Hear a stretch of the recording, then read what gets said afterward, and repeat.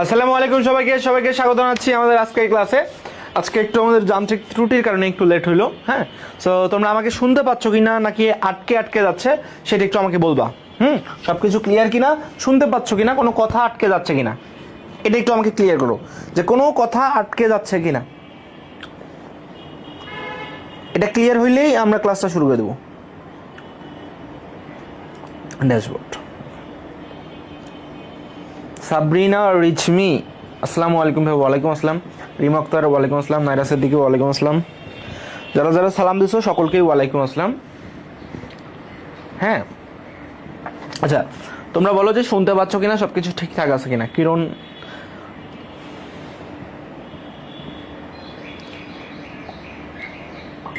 সব ঠিক আছে, বাট খালি এখন পিডিএফটা আসলেই আমরা শুরু করে দেবো। হ্যাঁ, পিডিএফটা একটু আসুক তাহলে আমরা শুরু করে দিচ্ছি। পিডিএফটা ইম্পোর্ট হচ্ছে, ইম্পোর্টটা হোক, একটু ওয়েট করতে হবে, মিনিট 5 ওয়েট করি। ওকে, এখন দেখো তাহলে আমরা এখন শুরু করতে পারবো। হ্যাঁ,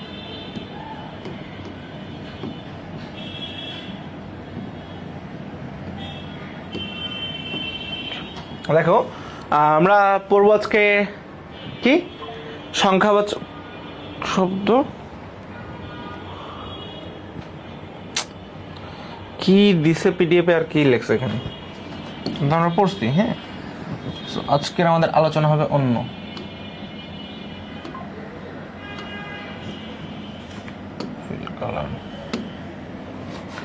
আজকে আমরা পড়বো হচ্ছে সংখ্যাবাচক শব্দ। সংখ্যাবাচক শব্দ, উপসর্গ, অনুসর্গ, বচন, রেইনকোট, এই কয়েকটা জিনিস আমরা মুখস্থ করবো আজকে। ঠিক আছে, মানে পড়বো। তাহলে সকলকে স্বাগত জানাচ্ছি। আমি আসলাক মাহিম, পড়াশোনা করছি ঢাকা বিশ্ববিদ্যালয়ে। তাহলে চলো আজকের ক্লাসটা আমরা শুরু করে দিই। হ্যাঁ, ওকে, দেখো বিসমিল্লাহির রহমানির রহিম। সংখ্যাবাচক শব্দ। সংখ্যাবাচক শব্দ মানে কি? যেই সকল শব্দ দ্বারা সংখ্যা বোঝায়। কি বোঝায়? যে সকল শব্দ দ্বারা সংখ্যা বোঝায় তাদেরকে কি বলে? তাদেরকে বলে সংখ্যাবাচক শব্দ।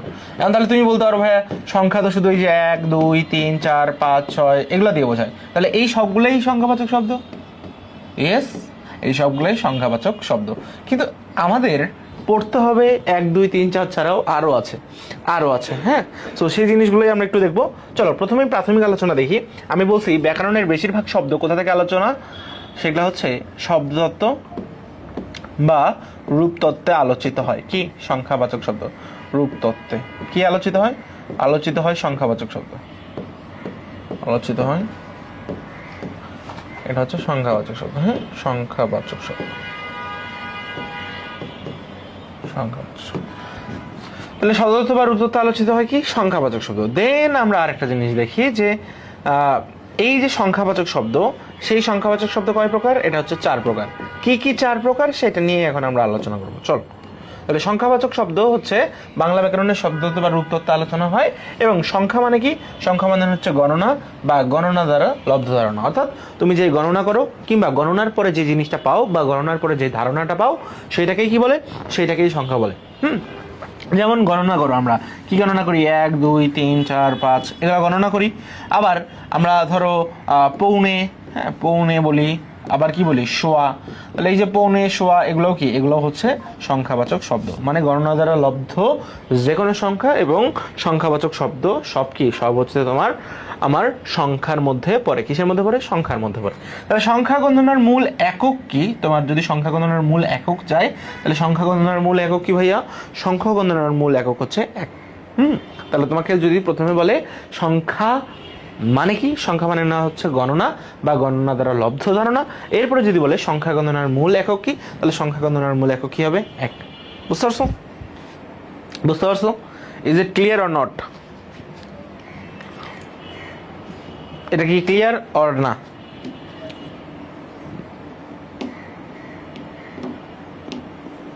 এখন এখানে আবার কাহিনী আছে। কাহিনীটা কেমন? তোমরা যখন সংখ্যাবাচক পড়বা তখন এখানে দুইভাবে পারবা। একটা হচ্ছে পুরাতন বই, একটা হচ্ছে নতুন বই। পুরাতন বই দেওয়া আছে 4 প্রকার, নতুন বই দেওয়া আছে 3 প্রকার।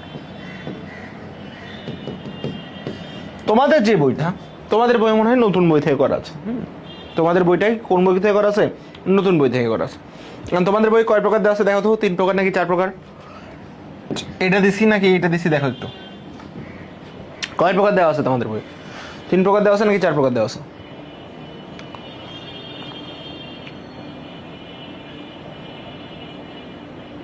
তোমাদের বই কয় প্রকার দেওয়া আছে? 3 প্রকার নাকি 4 প্রকার?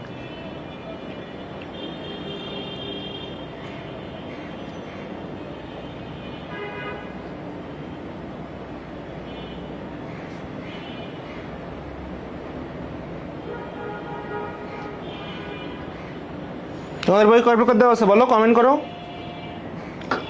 না বললে কেমন হবে রে?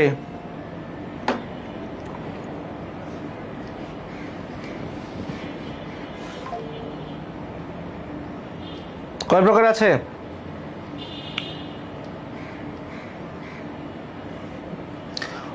এ বলছে কয় প্রকার আছে, এরা এখন ক্লিয়ার বলছে।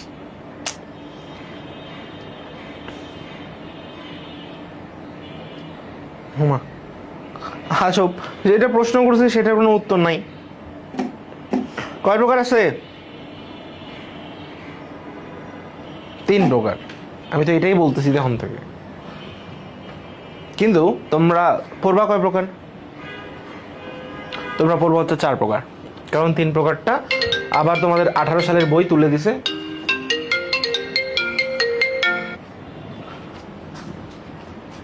হ্যালো, 18 সালের বইটা তুলে দিছে। 18 সালের বইটা তুলে দিয়ে তোমাদের কি করছে, আবার নতুন করে যে অংশটা দিছে সেটা কি, সেটা হচ্ছে আমার 4 প্রকার পড়তে হবে। ঠিক আছে,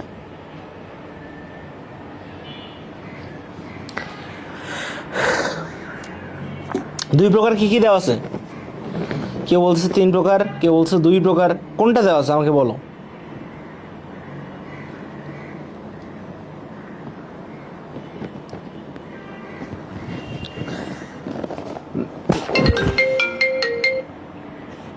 হ্যালো, আসসালাম। মুশফিক? কোন মুশফিক?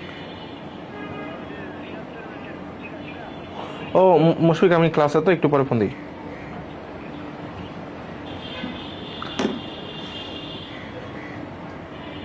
দুই প্রকার কেন? দুইটা জিনিস থাকবে, হয় 3 প্রকার থাকবে, না হলে 4 প্রকার থাকবে। 2 প্রকার তো দেওয়ার কথা না। আচ্ছা, তোমাদেরকে এখন আমি যেটা পড়াবো সেটা পড়বা। তোমরা এই যে এটা পড়বা, এটা ফলো করবা, পুরাতন বইয়ের 4 প্রকার ফলো করবো। ঠিক আছে, তোমরা এইটা ফলো করবা, আর কোনো কিছুই করার দরকার নেই। ঠিক আছে, তোমাদেরকে আমি যেটা ফলো করতে বলছি তোমরা সেটা ফলো করবা। তোমরা এই যে এইটা ফলো করবা। ঠিক আছে, ওকে। নতুন বই বাদ দাও, কারণ তোমাদের আবার নতুন বইটা চেঞ্জ করে দিছে। হ্যাঁ, তোমাদের দেখলাম আজকে 9, 10 এর বই যেটা দিছে সেটা হচ্ছে পুরাতন যে বইটা দিছে ওই বইটাই আবার ব্যাক করছে, মানে 18 সালের বইটাই আবার ব্যাক করছে। সো তোমরা এই 4 প্রকারটা পড়বা, নতুনটা পড়ার দরকার নেই। তাহলে সংখ্যাবাচক শব্দ কয় প্রকার? সংখ্যাবাচক শব্দ হচ্ছে 4 প্রকার। তাহলে বইয়ের ওই অধ্যায় ফেলাও, সংখ্যাবাচক শব্দ আমরা কয় প্রকার পড়বো? 4 প্রকার। প্রথমটা হচ্ছে অঙ্কবাচক বা সংখ্যাবাচক, এরপরে আছে গণনাবাচক বা পরিমাণবাচক, ক্রমবাচক বা পূরণবাচক এবং তারিখবাচক। ঠিক আছে,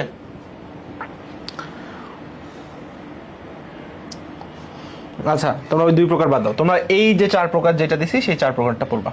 যেমন অঙ্কবাচক কোনগুলো? আমরা বাংলায় মানে যেগুলো হচ্ছে সংখ্যা আছে 1 থেকে 9 পর্যন্ত, সেই সবগুলাকেই আমরা কি বলি? অঙ্কবাচক বা সংখ্যাবাচক। 5, 6, 7, 8, এগুলাকে কি বলি? এগুলাকে বলি হচ্ছে অঙ্কবাচক বা সংখ্যাবাচক। ঠিক আছে, অঙ্কবাচক বা সংখ্যাবাচক, অঙ্কবাচক বা সংখ্যাবাচক।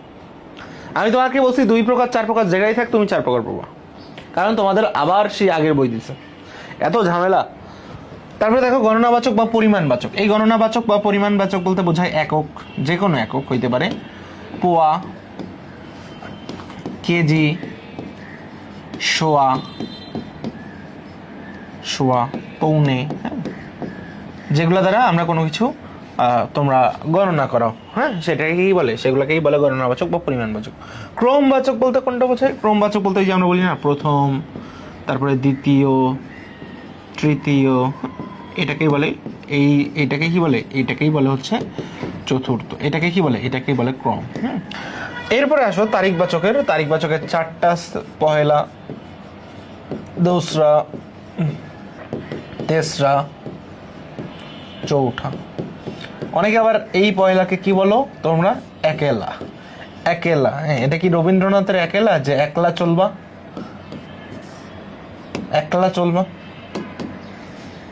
একলা বলতে কিছু নাই, যেটা আছে সেটা হচ্ছে পহেলা। প্রথম তারিখকে বলে পহেলা, 2 তারিখকে বলে দোসরা, 3 তারিখকে বলে তেসরা, 4 তারিখকে বলে চৌঠা। 4 তারিখকে কি বলে? 4 তারিখকে বলে চৌঠা। এখন তোমাদের ঝামেলাটা হবে কোনখানে? ঝামেলাটা হবে এইখানে। কোনখানে? এইখানে ঝামেলা হবে। কেমন ঝামেলা হবে? 5 থেকে 17 তারিখ পর্যন্ত, 5 থেকে 17 তারিখ পর্যন্ত আমরা কি করব? 5 থেকে 17 তারিখ পর্যন্ত আমরা ই করব। 5 থেকে 17 তারিখ পর্যন্ত কি লিখব? ই লিখব। 5 থেকে 17 তারিখ পর্যন্ত কি লিখব? ই লিখব। এবং 18 থেকে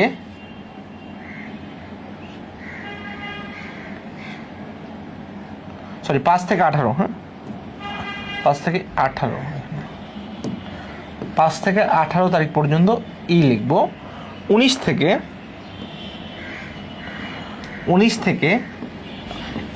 31 তারিখ পর্যন্ত আমরা লিখব এ।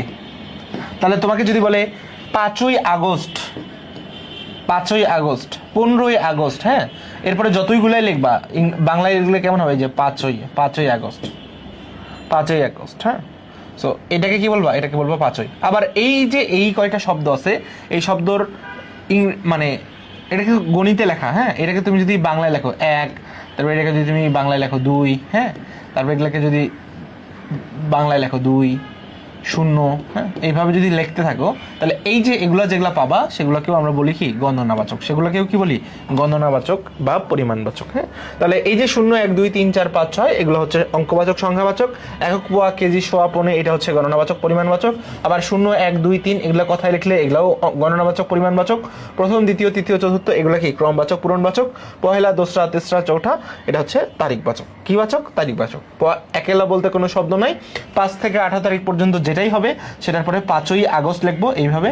আর যদি 19-এর পরে যাই তাহলে কি লিখবো? 19 আগস্ট, 19 আগস্ট বা 19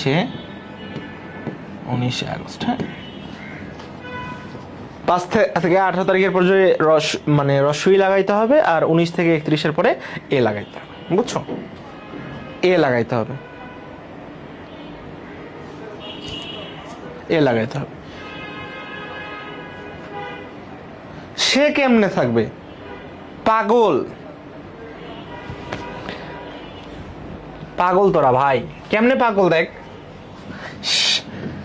সে বলতে বাংলায় কোনো প্রত্যয় আছে? এই যে 19 যেটা থাকে না, 19-এর সাথে এ যুক্ত করলে কি হয়? 19-এ, হ্যাঁ 19-এ। তাহলে 19-এ এই যে সে তো একবার আসেই, এই সেটা কেন হইছে? এই সেটা হচ্ছে এই যে তালিবস্যার সাথে যখন এ যুক্ত হয়েছে তখন সে হয়ে গেছে। সো আমরা লিখলে যদি এমনি লিখি 19-এ, হ্যাঁ তাহলে 19-এ মানে এটা তো তখন ইয়ে হবে, বাহুল্য হবে। এটা কি হবে? এটা হবে বাহুল্য। 19-এ না, 19-এর পরে এ থাকে, 19-এর পরে এ থাকে। এখন দেখো 30-এর সাথে যদি আমি এ লাগাই তাহলে দেখো কি হবে? 30-এ আগস্ট, হ্যাঁ। তো তুমি কথাই লিখলে এমনি লিখবা, 19-এ লিখবা, কিন্তু তুমি যদি এমনি সংখ্যার পরে লেখো তাহলে এটা ভুল। সংখ্যার পরে তোমাকে 19-এর পরে এ লিখতে হবে, কারণ তুমি যে 19টা লিখতেছো সেই 19টাকে তোমাকে তো অঙ্কে লিখতে হবে, 19টাকে তো অঙ্কে লিখতে হবে। তাহলে 19টাকে যদি অঙ্কে লেখো তাহলে এটাকে কেমনে লিখতে হবে? সে কোথা থেকে, তালবস্য কোথা থেকে আসে? তালবস্য আসছে এই যে 19-এর তালবস্য থেকে। 30-এর থেকে ওইখানে কি আসে? তালবস্য আসে। কিন্তু তুমি কি বাকি 3 বলতে কি বাংলায় কোনো সংখ্যা আছে? তাহলে তুমি এখানে কি বসাবা? 3 বলতে কোনো সংখ্যা আছে? নাই। তোমাকে এখানে 30 বসাইতে হবে। তাহলে 30 বসালা, বাকি থাকে কি? এ। আর তুমি যদি 30-এ লেখো তাহলে কোনো সমস্যা নাই। কথায় লিখলে 30-এ লিখতে হবে, আর যদি বাংলায় লেখো তাহলে 30-এর সাথে এ যোগ করতে হবে।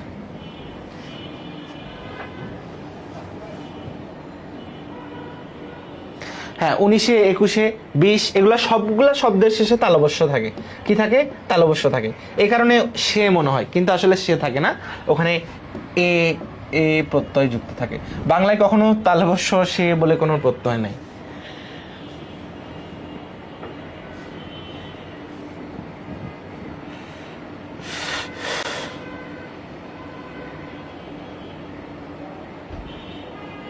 ওগুলা যেগুলা দেখতে সেগুলা ব্যাকরণগত ভুল। ওই যে 25শে মার্চ যদি 26শে মার্চ যেটা আছে, 26শে মার্চ যেটা আছে সেটাকে তুমি এমনি লিখতে পারবে। হ্যাঁ 26শে মার্চ এমনি লিখলে ঠিক আছে, কিন্তু শেষে যেহেতু তালবস্য থাকে সে কারণে সে মনে হয়। কিন্তু তুমি যখন ম্যাথামেটিক্যালি লিখতে যাবা তখন তোমাকে এইভাবে লিখতে হবে 26শে মার্চ। ঠিক আছে, 26শে হবে না, শুনতে সে মনে হচ্ছে, বাট এখানে তালবস্যটা যেহেতু আছে, দেখো 20-এর পরে 19-এর পরে সবগুলাতেই 31 পর্যন্ত সবগুলাই শেষে তালবস্য আছে। হ্যাঁ 27, 28, 29, 30, 31, 19, 20, 21, 22, 23, এই কারণে তোমার শুনতে মনে হয় সে। হ্যাঁ 19-এ 20-এ, কারণ কি এই তালবস্যের সাথে এ প্রত্যয়টা যুক্ত হয়। এখন তুমি যখন এমনি লিখবা বাংলায় সেটা ঠিক থাকবে, কিন্তু গণিতে লিখলে তোমাকে এমনি 26-এর পরে এই লিখতে হবে, নাহলে সেটা ব্যাকরণগতভাবে ভুল যাবে, রিডান্ডেন্সি। ঠিক আছে, বুঝতে পারছো? আর একটু বলেন, কি বলবো তোমরা? এই যে আর একটু বলেন, হ্যাঁ বলেন, এইরকম না বলে বলবা যে ভাই এই অংশটা বলেন। এখানে আর একটু বলতে কোনটা আছে? এখানে তো অনেক কিছু আছে। এত বছর তো অনেক ভুল দেখছো, এত বছর তো অনেক ভুল দেখছো। তোমরা যে বাংলায় কি কি করো, বাংলাকে যে তোমরা কোন পর্যায়ে নিয়ে গেছো।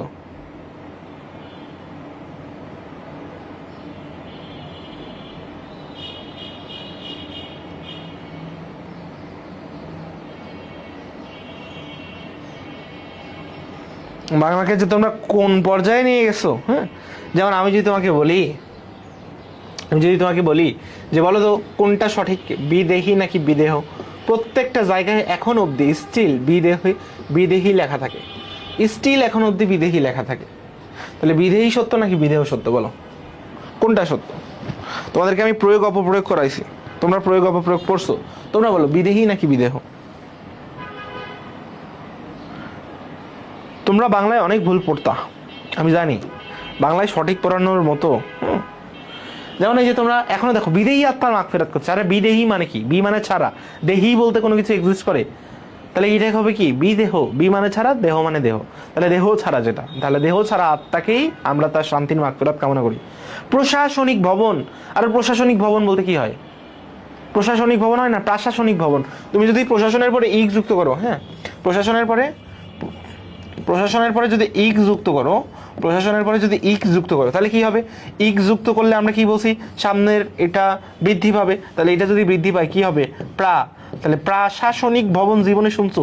প্রশাসনিক ভবন বলতে কিছু হয় না, ওটা লেখে প্রশাসনিক ভবন। সো প্রশাসনিক বলতে কিছু হয় না, কারণ ইক যুক্ত করলে তো সামনেরটা কি অবশ্যই আমাকে বৃদ্ধি করতে হবে, আদিস্বর, তাহলে প্রশাসনিক ভবন। হ্যাঁ তো প্রশাসনিক ভবন হয় না, ভবন হয় প্রশাসন ভবন, যেখান থেকে প্রশাসনকে কন্ট্রোল করা হয়। ঠিক আছে, আর লিখলে তোমাকে প্রশাসনিক লিখতে হবে, নাহলে প্রশাসন ভবন লিখতে হবে। প্রশাসনিক ভবন বলতে কিছু হয় না।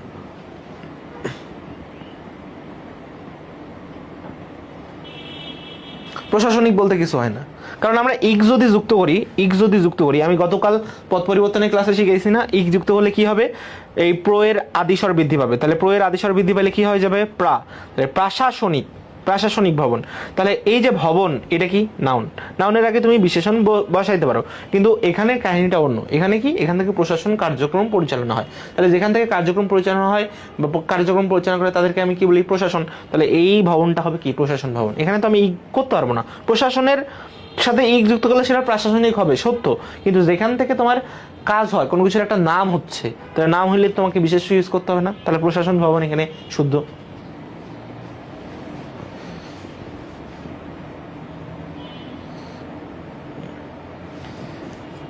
প্রশাসন ভবন। বাংলা থেকে ইংলিশে হয়েছি, তোমরা বাংলার মাগফিরাত করে দিছো আর বাংলা থেকে ইংলিশে হয়েছি। ছোটবেলা থেকে তোমাকে ভুল পড়ানো হয়, তা তুমি কি ভুল পড়বা না ঠিক করবা?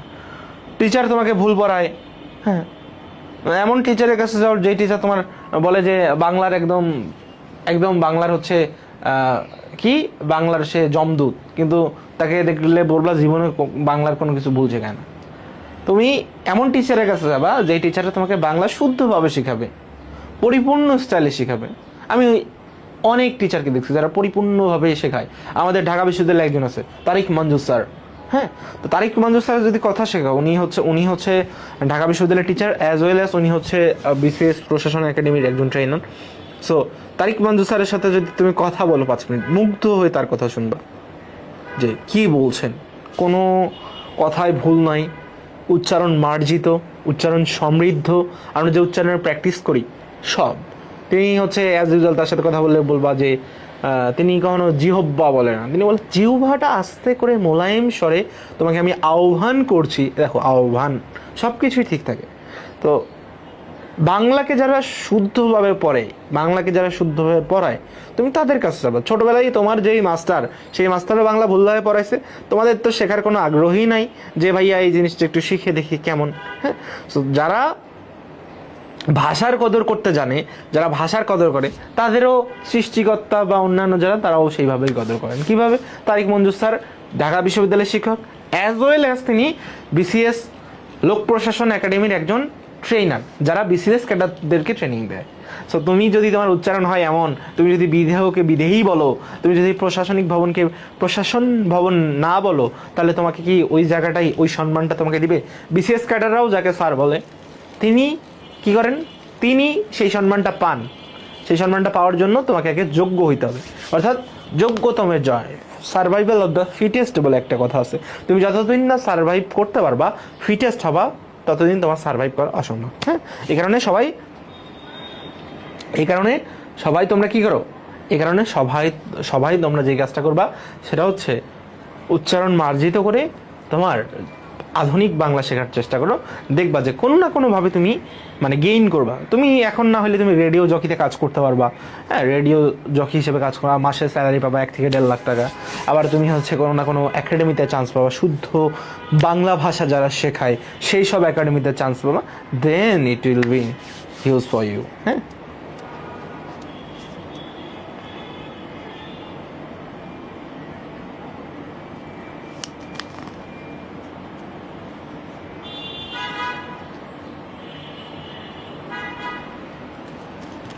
বুঝছো? আর রিটেন পড়া লাগে, রিটেন তোমাকে সিস্টেম শেখাই দিলে তুমি নিজে সিস্টেম বের করতে পারবা, নিজে সিস্টেম বের করতে পারবা। তোমার হচ্ছে তোমাকে লোক প্রশাসন বিভাগ থেকে গ্র্যাজুয়েট কমপ্লিট করা আর লোক প্রশাসন ভবন ওটা আলাদা জিনিস। লোক প্রশাসন বিভাগ থেকে তোমার গ্র্যাজুয়েট করলো বা পাবলিক অ্যাডমিনিস্ট্রেশন থেকে গ্র্যাজুয়েট করলে সে যে ক্যাডার হবে এমন না। আর লোক প্রশাসন ট্রেনিং বা প্রশিক্ষণ কেন্দ্র যেটা, সেটাতে মূলত বিসিএস ক্যাডার যারা তাদের ট্রেনিং দেওয়া হয়।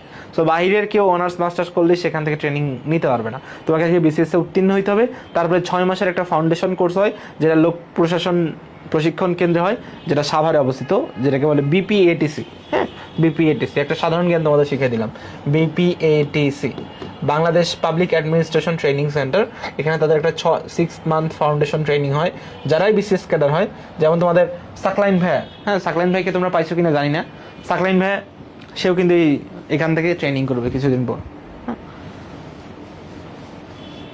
সাকলাইন ভাইকে চেনো তোমরা?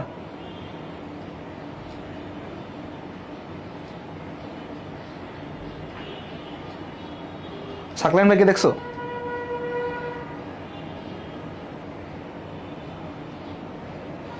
তোমরা আমার শুদ্ধ প্রয়োগ অপপ্রয়োগের ক্লাসটা করো নাই? শুদ্ধ প্রয়োগ অপপ্রয়োগের ক্লাসটা করো নাই? শুদ্ধ প্রয়োগ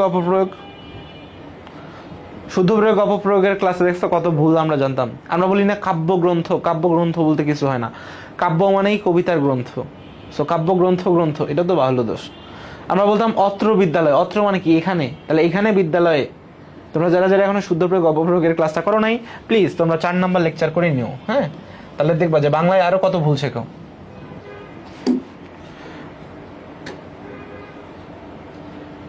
সাকলাইন ভাই আগে আমাদের ম্যাথ ক্লাস নিত, বাট এখন তো নেয় না, এখন সুয়াস বানায়। হ্যাঁ হ্যাঁ, উনি 49তম বিসিএসে লেকচারার হয়েছে ম্যাথের।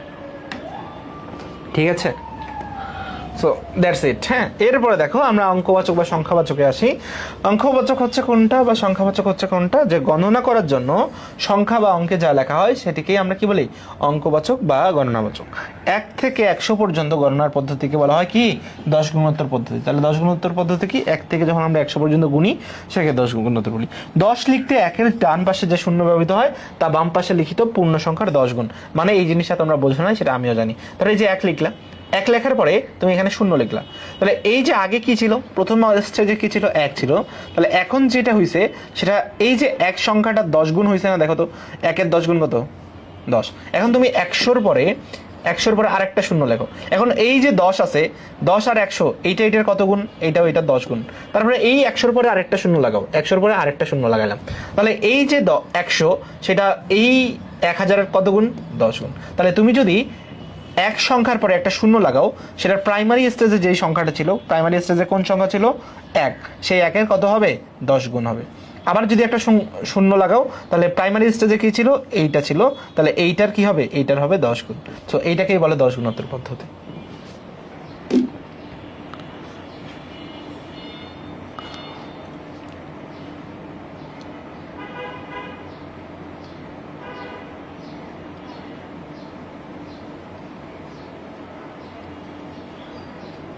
বুঝছো?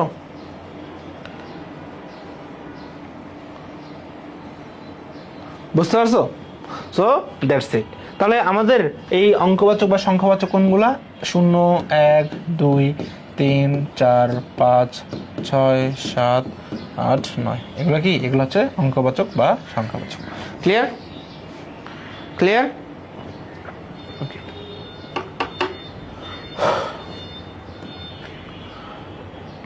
এরপর দেখো পরিমাণবাচক বা গণনাবাচক। একাধিক একই একক গণনা করলে যে সমষ্টি পাওয়া যায় তাই পরিমাণবাচক বা গণনাবাচক। যেমন সপ্তাহ বলতে আমরা কি 7 দিনের সমষ্টি বুঝি, তাহলে সপ্তাহ কি? সপ্তাহ এটা পরিমাণবাচক বা গণনাবাচক। তারপর আমি কি বলছি? এই যে 1, 2, 3, 4 এগুলা যেগুলো আছে, এগুলাকে তুমি যখন কথায় লিখবা, হ্যাঁ, যেমন 1, 2, তারপরে কি 3, হ্যাঁ, তারপরে 4, এগুলোকে যখন কথায় লিখে এমনি, তো এটা কি ছিল? এটা হচ্ছে সংখ্যা বা অঙ্কবাচক ছিল। তো সংখ্যা বা অঙ্কবাচককে কথায় লিখলে আমরা যেটা পাই সেটাকে আমরা কি বলি? পরিমাণবাচক। কি বলি? পরিমাণবাচক বা গণনাবাচক।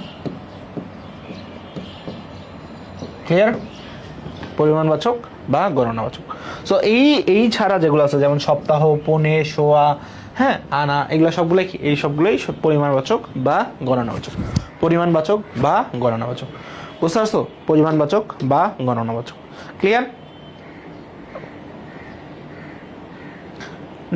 নাফিজা বলছে মাত্র 26 জন ক্লাস আছে। কে বলছে 26 জন ক্লাস আছে? আমার এখানে তো শো করতেছে 87-88 জন। তুমি কোন দুনিয়ায় তুমি বাস করো? তোমার কি মোবাইল স্লো নাকি? তোমার কি মোবাইল স্লো নাকি? আমার এখানে দেখায় 85 জন, তোমার ওখানে কেমনে 26 জন দেখে? ওই যে রাদিয়ারটা ঠিক আছে, 87 জন দেখাচ্ছে। কি বলবো? দেখো, পূর্ণ সংখ্যার ন্যূনতা বা আধিক্য নির্ণয় করতে যেমন বোঝায়, দেখো যখন 4 ভাগের 1 ভাগ হয়, কয় ভাগের? 4 ভাগের 1 ভাগ, যেমন ইংরেজিতে বলতে 1/4, মানে 4 ভাগের 1 ভাগ। তো 4 ভাগের 1 ভাগ হইলে আমরা সেটাকে কি বলি? আমরা সেটাকে চৌথা বা চৌথায় বলি। মনে রাখবা, চৌঠা এটা তারিখবাচক শব্দ, 4 তারিখকে বোঝায়। কিন্তু আমরা 4 ভাগের 1 ভাগ হলে তাকে কি বলি? চৌথা বলি। অনেকে কি বলে? অনেকে পোয়া বলে, অনেকে কি বলে? সেকি বলে। হ্যাঁ, মানে হচ্ছে যদি 1000 হয়, 1000কে 4 দিয়ে কত? মানে 250 গ্রামকে আমরা কি বলি? আমরা 250 গ্রামকে সেকি বলি। মানে 250 পয়সা হইলে সেকি বলি, 250 গ্রাম হলে তাকে কি বলি? পোয়া বলি। আবার সেটাকে কি বলে? চৌথা বা চৌথাই। যদি 3 ভাগের 1 ভাগ হয় তাহলে সেটাকে আমরা বলি তেহাই। এগুলা মনে রাখবা, এগুলা মনে রাখবা, এগুলা মনে রাখবা। হ্যাঁ, এগুলো মনে রাখবা। 3 ভাগের 1 ভাগ হইলে কি হয়? 3 ভাগের 1 ভাগ হইলে হয় তেহাই। 4 ভাগের 1 ভাগ হইলে চৌথা বা চৌথাই। চৌঠা তারিখবাচক শব্দ। এছাড়া আমরা সিকি এবং পোয়া এটা দেখতে পাই। ঠিক আছে? সিকি বা পোয়া।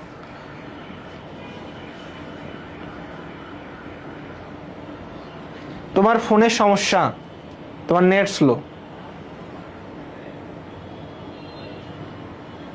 তোমার মোবাইল বেশি ফাস্ট হয়ে গেছে। কি নাম? তাকওয়া আয়াত।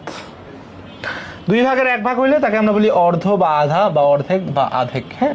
আর 8/1 হইলে তাকে 1/8 বা 8/1, 4/3 হইলে পরবর্তী সংখ্যার পৌনে, হ্যাঁ, 4/3। যেমন হচ্ছে ধরো তোমার এখানে বাজে 2:45, তার মানে এটাকে আমরা কি বলবো, এটাকে কি বলবো, এটাকে বলবো 2:45। পরবর্তী সংখ্যার কি বলছি, পৌনে, তাহলে 2:45।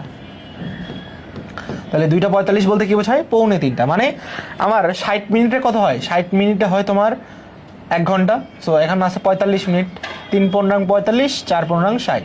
সো 4/3 হইলে আমরা তাকে কি বলবো, তাকে বলবো পৌনে। যেহেতু 2:45 বাজে সেহেতু আমরা কি বলবো, পরবর্তী সংখ্যা, তাহলে 2 এর পরবর্তী সংখ্যা কি 3, 2 এর পরবর্তী সংখ্যা কি 3, তাহলে 3 এর কি হবে, পৌনে হবে। তাহলে এটাকে কি বলবো, 2:45, হ্যাঁ, 2:45। আর যদি পূর্ণ সংখ্যার অর্ধেক হয় তাহলে তবে 1-এর পরে আমরা যুক্ত থাকলে তাকে 1.5, আর 2 এর পরে যুক্ত থাকলে তাকে 2.5 বলি। যেমন এই যে এমন, তাহলে এটাকে কি বলবো, 1.5, এটাকে কি বলবো, এটাকে বলবো 2.5, হ্যাঁ। আর বাকি যত আছে সবগুলার পরে কি বলবে, সবগুলার বসবে 3.5। যেমন হচ্ছে তোমাকে যদি বলে 3.5, হ্যাঁ, তো প্রথমটাকে কি বলবো, প্রথমটাকে বলবো 1.5, পরেরটাকে বলবো 2.5, এবং এটাকে বলবো কি 3.5। এই যে এখানে সবগুলাই দেওয়া আছে, বুঝছো? তোমরা এতদিন যারা হচ্ছে প্যাচ লাগাইতা, এতদিন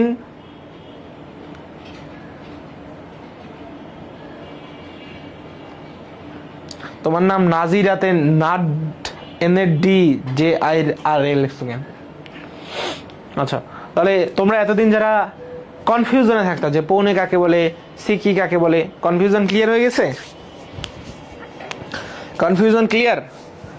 যারা এতদিন কনফিউজ থাকতা যে কোনটা কি হবে, ক্লিয়ার হয়ে গেছো? এরপরে দেখো ক্রমবাচক বা পূরণবাচক। আমরা ক্লাসে দেখি না, মনে রাখবা ক্রমবাচক বা পূরণবাচক সেইটাই আমরা হচ্ছে প্রথম থেকে দ্বাদশ, প্রথম দ্বিতীয় যেইভাবে গণি, মানে আমরা ক্লাসে যেই পড়ি প্রথম দ্বিতীয় তৃতীয়, হ্যাঁ, তৃতীয় শ্রেণী, মানে এক কথায় আমাদের বইয়ের উপরে যে শ্রেণীটা লেখা থাকে সেটা কি ক্রমবাচক বা পূরণবাচক। যেমন ক্রম বা পূরণবাচক সংখ্যা অর্ডিনাল বা ক্রম অর্থ শ্রেণী। মানে মনে রাখবো আমরা যে ক্লাসে উঠি, ক্লাসের উপরে যেটা লেখা থাকে প্রথম দ্বিতীয় তৃতীয় চতুর্থ পঞ্চম ষষ্ঠ সপ্তম, এটাকে কি বলে, এটাকে বলে ক্রমবাচক বা পূরণবাচক।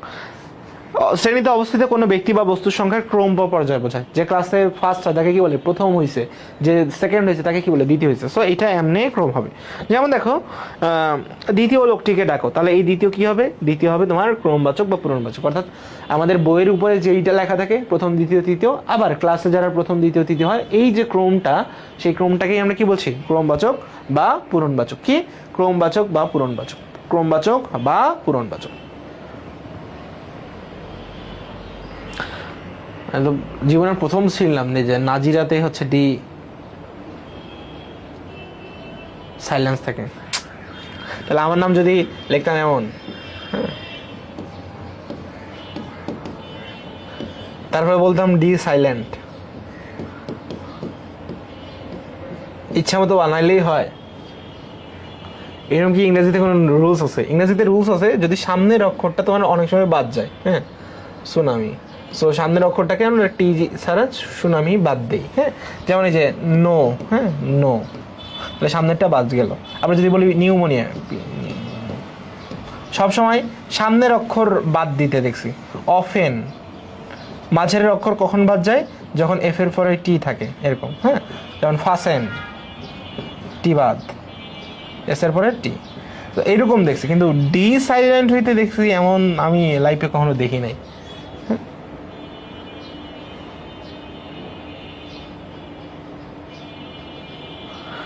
এরকম কোনো দিন দেখি না, অনেক অনেক কিছু দেখছি, এমন দেখি না। তারপর সাইকোলজি, হ্যাঁ,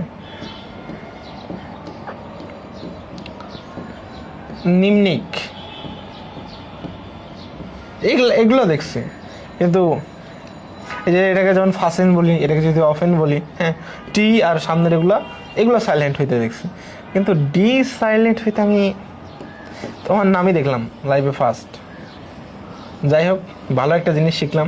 এটা কি কোনো রুলস আছে? এমন তো রুলস আমার জানা মতো নেই। আমি যে ঢাকা বিশ্ববিদ্যালয়ে পড়তেছি, যখন অ্যাডমিশন টেস্ট দিয়েছিলাম তখন এরকম কোনো রুলস আমি পড়ি নাই।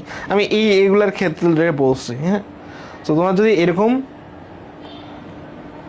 এরকম এরকম যদি কোনো রুলস থাকে আমাকে একটু বইলো। একজন বলছে যে এগুলো হচ্ছে 9-10-এ পড়ছি, 9-10-এ পড়ছি। সো 9-10-এরই তো পড়াই, আমি তো আর ইন্টারমিডিয়েটে পড়াবোই না।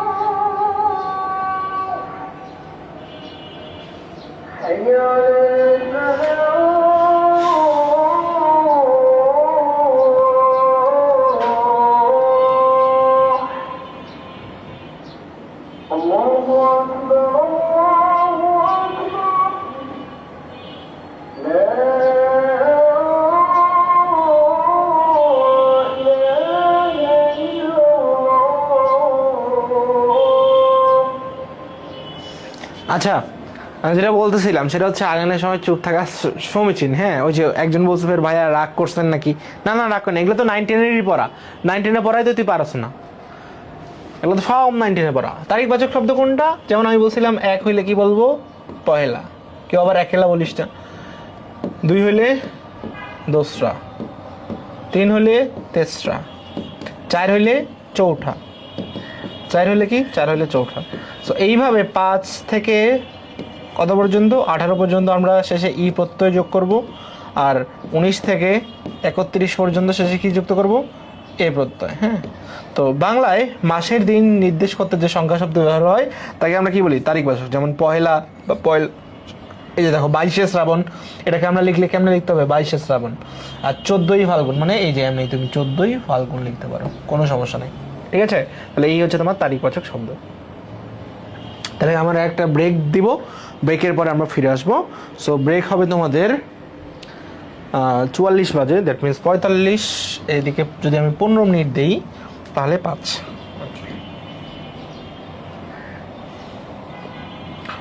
তাহলে একদম নামাজ ব্রেক লিখে দিই, নামাজ ব্রেক টিল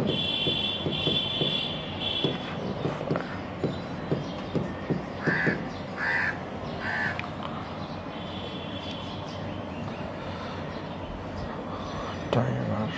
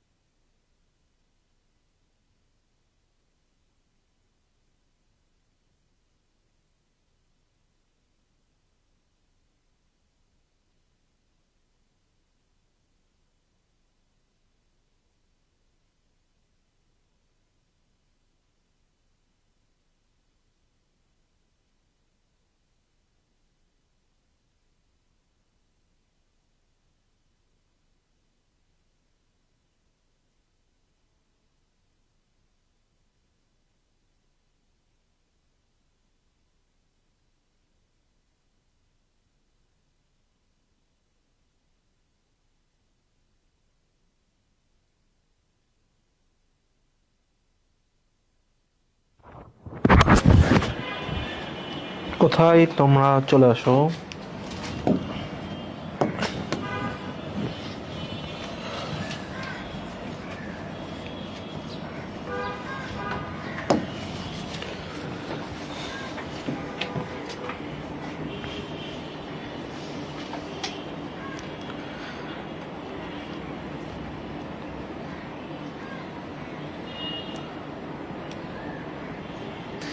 তোমরা তো একসাথে 2টা ক্লাস করতে দিও, ঢাবি খয়ের ওরা একসাথে দিনে 3টা ক্লাসও করে, তাও 2 ঘন্টা প্লাস, 2.5 ঘন্টা 3 ঘন্টা ক্লাস। ও মাঝে মাঝে ওদের দেখে ভাবি যে এরা একসাথে এত ক্লাস করে কেমনে।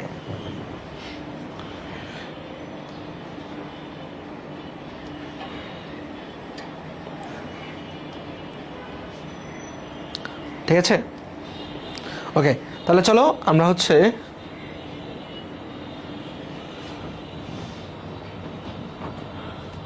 পরেরটা আসে। দেখো এখানে উপসর্গ নিয়ে বলছে, উপসর্গ। হ্যাঁ, তো উপসর্গ জিনিসটা কি? মানে উপসর্গ হচ্ছে শব্দের প্রথমে যেটা বসে, শব্দের প্রথমে বসে প্লাস কি করে, নতুন অর্থ তৈরি করে, নতুন শব্দ তৈরি করে। তাহলে শব্দের প্রথমে বসবে এবং কি করবে, নতুন শব্দ তৈরি করবে। যেমন তোমাকে যদি আমি একটু উদাহরণ দিতে চাই, ধরো এখানে একটা শব্দাংশ আছে হার, তো এই হারের আগে তুমি যদি উপযোগ করো তাহলে এর রেজাল্টটা কি হবে, উপহার। উপহার কি একটা ভালো অর্থ, তুমি কাউকে গিফট দিচ্ছ, হ্যাঁ, উপহার খুব ভালো জিনিস। তো হারের আগে তুমি যদি প্রো লাগাও, প্রো, তাহলে তখন কি হবে, প্রহার। প্রহার মানে কি, তুমি কাউকে অত্যাচার করতেছো এমন কিছু। তারপর হারের আগে তুমি যদি বি লাগাও তাহলে এটা কি হবে, এটা হবে বিহার। বিহার, বিহার কি একটা ভারতের জায়গার নাম। তাহলে তুমি এই যে শব্দাংশটার আগে তুমি যখন উপযোগ করতেছো, যখন প্রযোগ করতেছো, যখন বি যোগ করতেছো, তখন সে কি করতেছে, নতুন নতুন অর্থ দিচ্ছে। সো উপসর্গ হচ্ছে সেই জিনিসটা তোমার শব্দের আগে বসিয়ে যখন শব্দাংশটি নতুন নতুন অর্থ তৈরি করবে, তখন তাকে আমরা কি বলবো, উপসর্গ বলবো। এখন তুমি বলো, এই যে উপসর্গ, সেগুলোর কি নিজস্ব কোনো অর্থ আছে? উপসর্গের কি নিজস্ব অর্থ আছে? উপসর্গের নিজস্ব কোনো অর্থ নেই। উপসর্গের কি নাই, নিজস্ব অর্থ নেই। উপসর্গের নিজস্ব অর্থ নেই, এই জন্যই উপসর্গকে কি বলা হয়, এই জন্যই বলা হয় যে উপসর্গের অর্থবাচকতা নেই, কিন্তু অর্থ দ্যোতকতা আছে। মানে হচ্ছে উপসর্গ নিজে কোনো অর্থ সৃষ্টি করতে পারে, উপসর্গ নিজের কোনো অর্থ নেই, কিন্তু সে কি অন্য অর্থ সৃষ্টি করে, দ্যাটস ইট। হ্যাঁ, সো এইটাকেই আমরা কি বলি, এইটাকেই আমরা বলি উপসর্গ। তাহলে চলো, যে উপসর্গ শব্দটি সংস্কৃত বা তৎসম ভাষার একটা শব্দ। সো উপসর্গ শব্দটি কোন ধরনের বা কোন জাতীয় যদি বলা হয় তাহলে এটাকে পারিভাষিক শব্দ বলা হবে, কারণ উপশব্দটি ইংরেজি প্রিফিক্স থেকে আগত। হ্যাঁ, সো উপসর্গ কোথায় আলোচনা হয়, এটা বাংলা ব্যাকরণের শব্দতত্ত্ব বা রূপতত্ত্বে আলোচিত হয়। এই প্রশ্নটা জাহাঙ্গীরনগরে আসছিল 17-18 সেশনে। আবার তোমাকে যদি বলা হয় উপসর্গ শব্দটির উপসর্গ সাধিত শব্দ, যেমন এই যে এটা নিজে একটা হচ্ছে উপসর্গ। আবার যেমন দেখো এখানে উপসর্গে উপসর্গ ব্যবহার হয়েছে। আবার প্রত্যয় সাধিত যদি বলে তাহলে এটা হবে উপযোগ শ্রী যোগ অ। হ্যাঁ, উপসর্গ শব্দের শুরুতে ও পূর্বে বসে, এটা রাজশাহী বিশ্ববিদ্যালয়ে আসছিল 18-19 সেশনে, কাজে এই প্রশ্নগুলো দেখে যাবা। উপসর্গের অর্থবাচকতা নেই, মানে নিজের কোনো অর্থ নাই, কিন্তু উপসর্গের অর্থবোধকতা আছে, অর্থাৎ অর্থবোধক কোনো শব্দের পূর্বে বসে ওই শব্দের অর্থ পরিবর্তন করার ক্ষমতা। উপসর্গের কাজ কি করা, নতুন শব্দ গঠন করা। এটাও রাজশাহীতে আসছিল 17-18 সেশনে। প্রত্যেকটি উপসর্গ এক একটি অব্যয়সূচক শব্দাংশ, এগুলো পড়বা। উপসর্গ শব্দটি অর্থগতভাবে রূঢ় বা রূঢ়ী শব্দ, এগুলো এখানে তোমার দেওয়া আছে, হ্যাঁ, সেগুলো পড়ে নিবা। এখন উপসর্গের সংজ্ঞা যদি বলা হয় তাহলে যেসব অব্যয়সূচক শব্দাংশ, মানে শব্দের অংশ, ছোট ছোট অংশ, তারা কি করে, নাম শব্দ। নাম শব্দ বলতে কোনগুলা, যেমন এই যে ঢাকা, মেধা, এগুলাকে কি বলে, নাম শব্দ। অর্থাৎ যেগুলো দিয়ে কাজ করা বোঝায় না, সেগুলো সবগুলোই নাম শব্দ, কাজ করা বোঝায় না। তাহলে যেগুলো দিয়ে কাজ করা বোঝায় না সেগুলোকে কি বলে? নাম শব্দ। তাহলে এই যে উপসর্গ কি? উপসর্গ হচ্ছে নাম শব্দ। আর কৃদন্ত শব্দ বলতে যেগুলো দ্বারা কাজ করা বোঝায়, তো যেগুলো দ্বারা কাজ করা বোঝায়।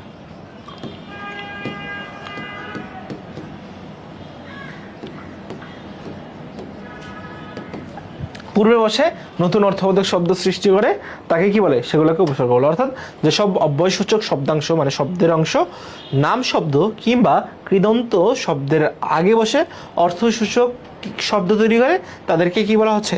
উপসর্গ বলা হচ্ছে। কি বলা হচ্ছে?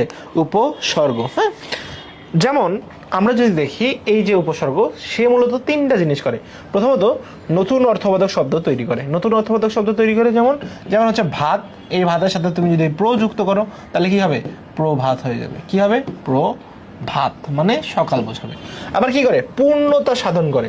পূর্ণতা সাধন করে মানে তোমার কোনো একটা অর্থ আছে পূর্ণ, এই পূর্ণর আগে যদি আমি দুইটা উপসর্গ বোঝাই সম এবং পরি, তাহলে দেখো সম এবং পরি উপসর্গ বসালে কি হবে? দুইটা অর্থ দিবে।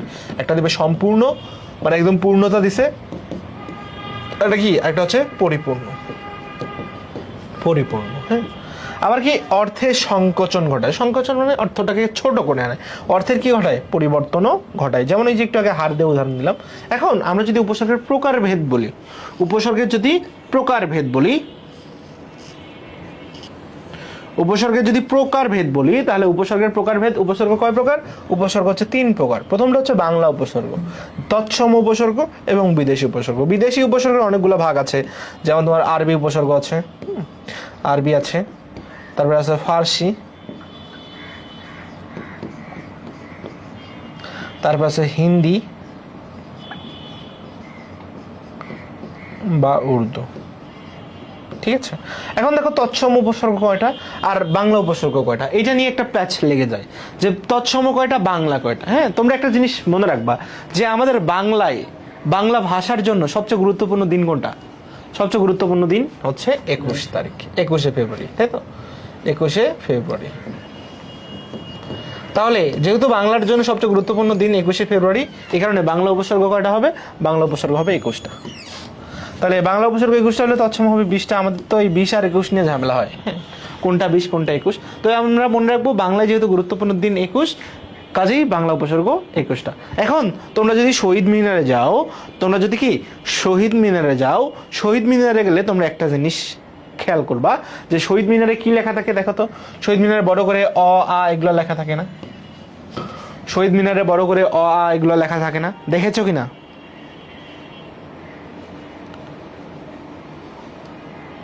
শহীদ মিনারে বড় করে অ আ লেখা থাকে কিনা?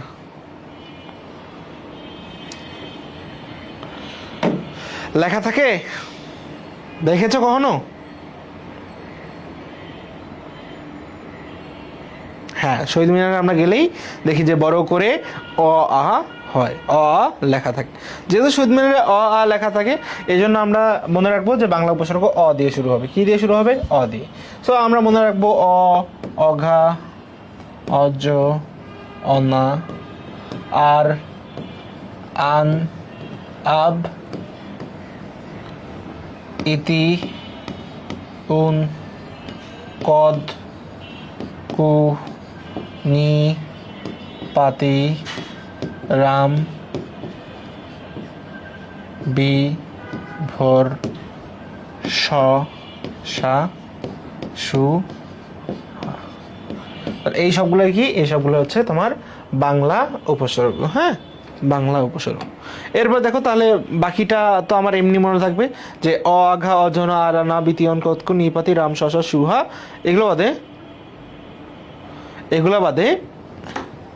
এগুলো বাদে যেই তৎসম উপসর্গ আছে সেটা কয় প্রকার হবে? আমরা জানি যে বাংলা উপসর্গ 21টা এবং বাংলা উপসর্গ কি দিয়ে শুরু হয় এটাতে প্যাচ লাগে। যেহেতু আমাদের বাঙালিদের গুরুত্বপূর্ণ দিন 21শে ফেব্রুয়ারি এবং আমরা শহীদ মিনারে গেলে 21শে ফেব্রুয়ারিতে অ আ এগুলা দেখতে পাই। যেমন হচ্ছে শহীদ মিনারে দেখবা অ আ ক খ লেখা থাকে। সো অ আ আমরা দেখতে পাই, এই কারণে তোমার হচ্ছে বাংলা উপসর্গ যেটা সেটা অ, ঘ, অজনা দিয়ে শুরু হয়। তাহলে বাদ থাকলো কি? বাদ থাকলো প্র। তাহলে প্র কি হবে? প্র হচ্ছে তৎসমা। পরা এগুলা কি হবে? পরা, অপশমনী,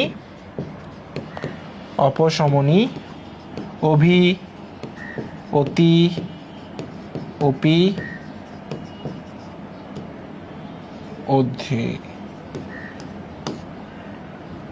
পরি, প্রতি, উপ।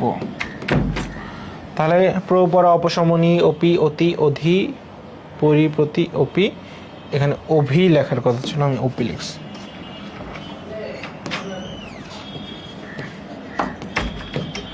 প্র, পরা, অপশমনী, অভিহতি, এরকম আরো তোমার কয়টা 20টা তৎসম উপসর্গ আছে। সো এটা বই দেখে পড়ে নিবা। এবার দেখো আমি চার্ট দেওয়া আছে একটু পরে, কোনো সমস্যা নেই। তোমাদের এখানে চার্ট দেওয়া আছে, কোনটা কোন অর্থে ব্যবহৃত হয় সবগুলোরই চার্ট দেওয়া আছে। হ্যাঁ, কোনো সমস্যা নেই, কোনো সমস্যা নেই, কোনো টেনশন নিও না, কোনো টেনশন নাই, টেনশন লেনে কে নেই। ওকে, তারপর দেখো বিদেশি উপসর্গ। বিদেশি উপসর্গ আরবি যেটা আছে মনে রাখবা, আরবি উপসর্গ 6টা। এই 6টা কি? 6টা হচ্ছে আম, খাসলা, বাজে, গড়, খয়ের। আম, খাস, লা, বাজে, গড়, খয়ের। খয়ের। তাহলে তোমাদেরকে যদি বলা হয়, বলো তো এই যে খয়ের খা একটা বাগধারা আছে না, তোমরা দেখছো না খয়ের খা বাগধারার অর্থ কি? চাটুকার। তাহলে এই যে খয়ের খা বাগধারাটা, এটা কোন উপসর্গে গঠিত? কোন উপসর্গ যোগে গঠিত? বলো, কোন উপসর্গ যোগে গঠিত? বলো, কোন উপসর্গ যোগে গঠিত?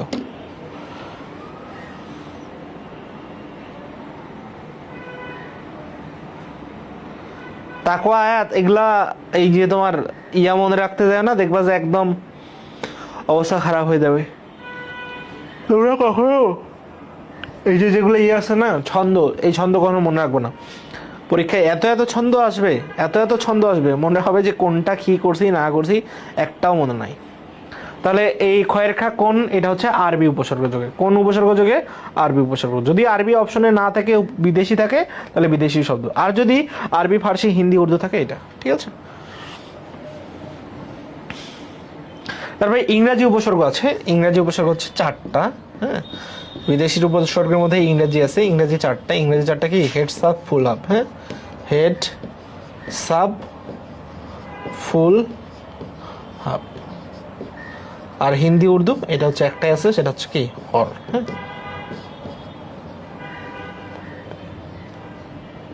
আর ফার্সি আছে হচ্ছে 10টার মতো। এই 10টা কি কি?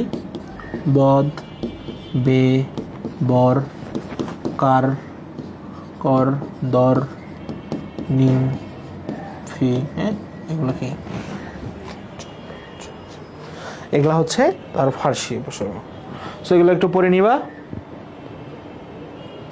এগুলো একটু পড়ে নিবা।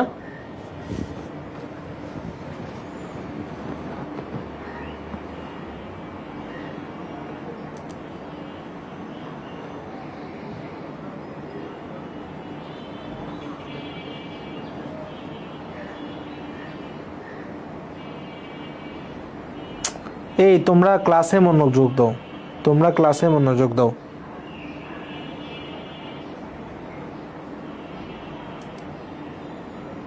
পরে আবার বুঝবা না, তখন আবার ঝামেলা হয়ে যাবে। বিদেশি উপসর্গ শুধু একটা না, বিদেশি উপসর্গ অনেকগুলো আছে। বিদেশি উপসর্গের মধ্যে 4টা ভাগ আছে: আরবি, ফার্সি, হিন্দি, উর্দু, ইংরাজি। হিন্দি, উর্দু কি? হর। আরবি কি? এগুলা। সো এগুলো মুখস্থ করতে হবে। এখানে মুখস্থ না করে কোনো ওয়ে নাই। হ্যাঁ, মুখস্থ না করে কোনো ওয়ে নাই। বরবত, কম, এগুলো কি? এগুলো হচ্ছে, এগুলো সব ফার্সি। তারপরে ফি, এটা কি না? হ্যাঁ, তো এখানে আবার তোমার সবকিছু সাজিয়ে দেওয়া আছে।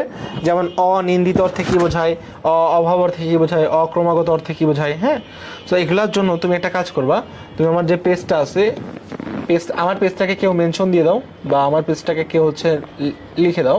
এই পেজে যাবা, এই পেজে গিয়ে একটা কাজ করবা। কি কাজ করবা? এই পেজে গিয়ে তুমি আমার আইডিতে না ভাই, আইডিতে দিলে জীবনেও পাবা না, আমি আবার বলছি, পেজে যাবা। পেজে পেজে পেজে গিয়ে তুমি খালি উপসর্গ লিখবা। কি লিখবা? উপসর্গ। উপসর্গ লিখলেই হয়ে যাবে। উপসর্গ লিখলেই তোমাকে একটা পিডিএফ দেওয়া হবে। সেই পিডিএফে এই সবগুলোই তোমার সাজায় দেওয়া আছে। হ্যাঁ, কোনটাতে কি অর্থে ব্যবহৃত হবে, কোনটাতে কি না অর্থে ব্যবহৃত হবে, সবকিছুই তোমার সাজায় দেওয়া আছে। এই যে বিদেশি উপসর্গ, যেমন এটা হচ্ছে কি? ফার্সি। বদ, বর, দর, কার, না, বা, বে, ফি, কম, নিম। যেমন নিম কি? আধা অর্থে। কম কি? স্বল্পতা অর্থে। ফি কি? প্রতি অর্থে। বে কি? না অর্থে। বা কি? পরিবর্তে। না, না অর্থে। কার, কাজ অর্থে। দর, মধ্যস্থ অর্থে।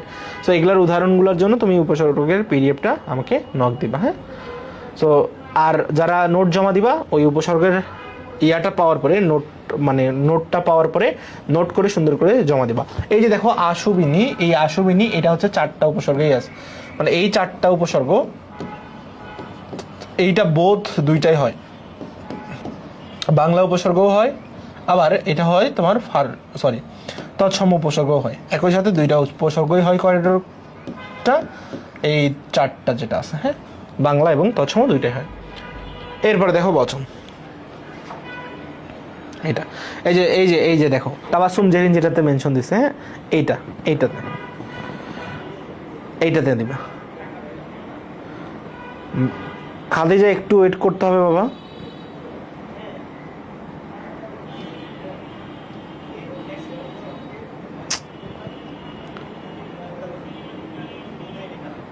কার আইডি এটা? কোন আঁকি আপু এটা?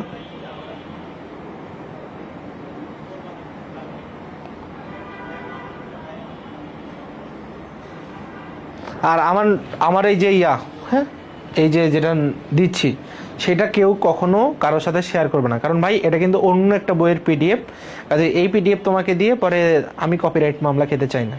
কেউ কারোর সাথে শেয়ার করবে না, সবাই নক করে ইন্ডিভিজুয়াল নিয়ে নিবা, ঠিক আছে? বুঝছো?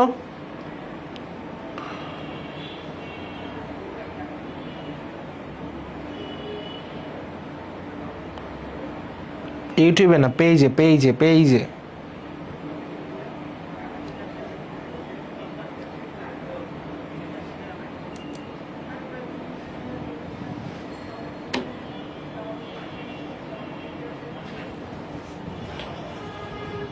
আচ্ছা আসো, ক্লাসে আসো। বচন মানে কি? বচন মানে হচ্ছে সংখ্যার ধারণা। বচন মানে কি? বচন মানে হচ্ছে সংখ্যার ধারণা, হ্যাঁ, সংখ্যার ধারণা। তো বচন নিয়ে আমরা যদি একটু আলোচনা করতে যাই, দেখো তো ধরো এক জায়গায় একটা লোক আছে আর এক জায়গায় অনেকগুলা লোক আছে,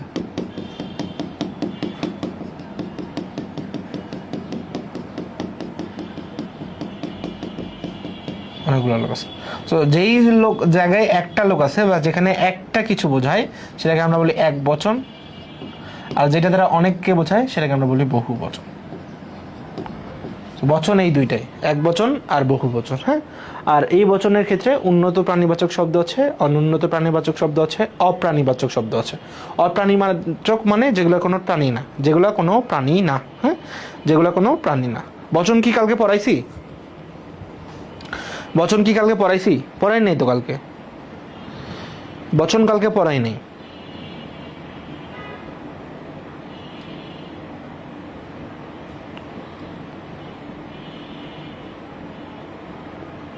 বচন কালকে পড়াই নেই। সো এরপরে দেখো যেটা আছে যে বচন শব্দটির, এটা তৎসম বা সংস্কৃত ভাষার শব্দ। আমি বলেছি যে বাংলা ভাষায় যত কিছু আছে বেশিরভাগের ব্যাকরণের টপিক কোথা থেকে আসে? তৎসম বা সংস্কৃত থেকে। এটা কি? এটা হচ্ছে নাম্বারের বাংলা প্রতিভাষা। এটা কোথায় আলোচনা করা হয়? এটা আলোচনা করা হয় শব্দতত্ত্ব বা রূপতত্ত্বে। বচন শব্দটির কৃত প্রত্যয় কি হবে? বচ যোগ অন। বচন শব্দের অর্থ কি? সংখ্যার ধারণা। এগুলো মুখস্থ করে নিবা, হ্যাঁ, এগুলো পড়ে নিবা। বচন কোন পদে হয়? এটা এমসিকিউ আসতে পারে। এটা মূলত বিশেষ্য ও সর্বনাম পদের হয়। আর কোন পদের বচন হয় না?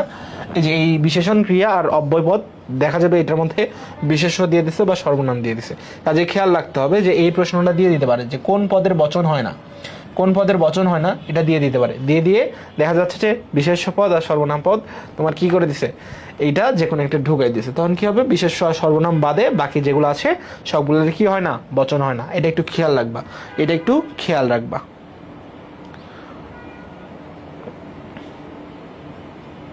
খেয়াল রাখবা। ওকে, গুলিগুলান ওগুলা হচ্ছে তোমার পদাশ্রিত নির্দেশক। তুমি পদাশ্রিত নির্দেশক আর বচন চেনো না, কেমনে হবে? পদাশ্রিত নির্দেশক আর বচন যদি না চেনো তাহলে কেমনে হবে? গুলো ওটা হচ্ছে পদাশ্রিত নির্দেশক।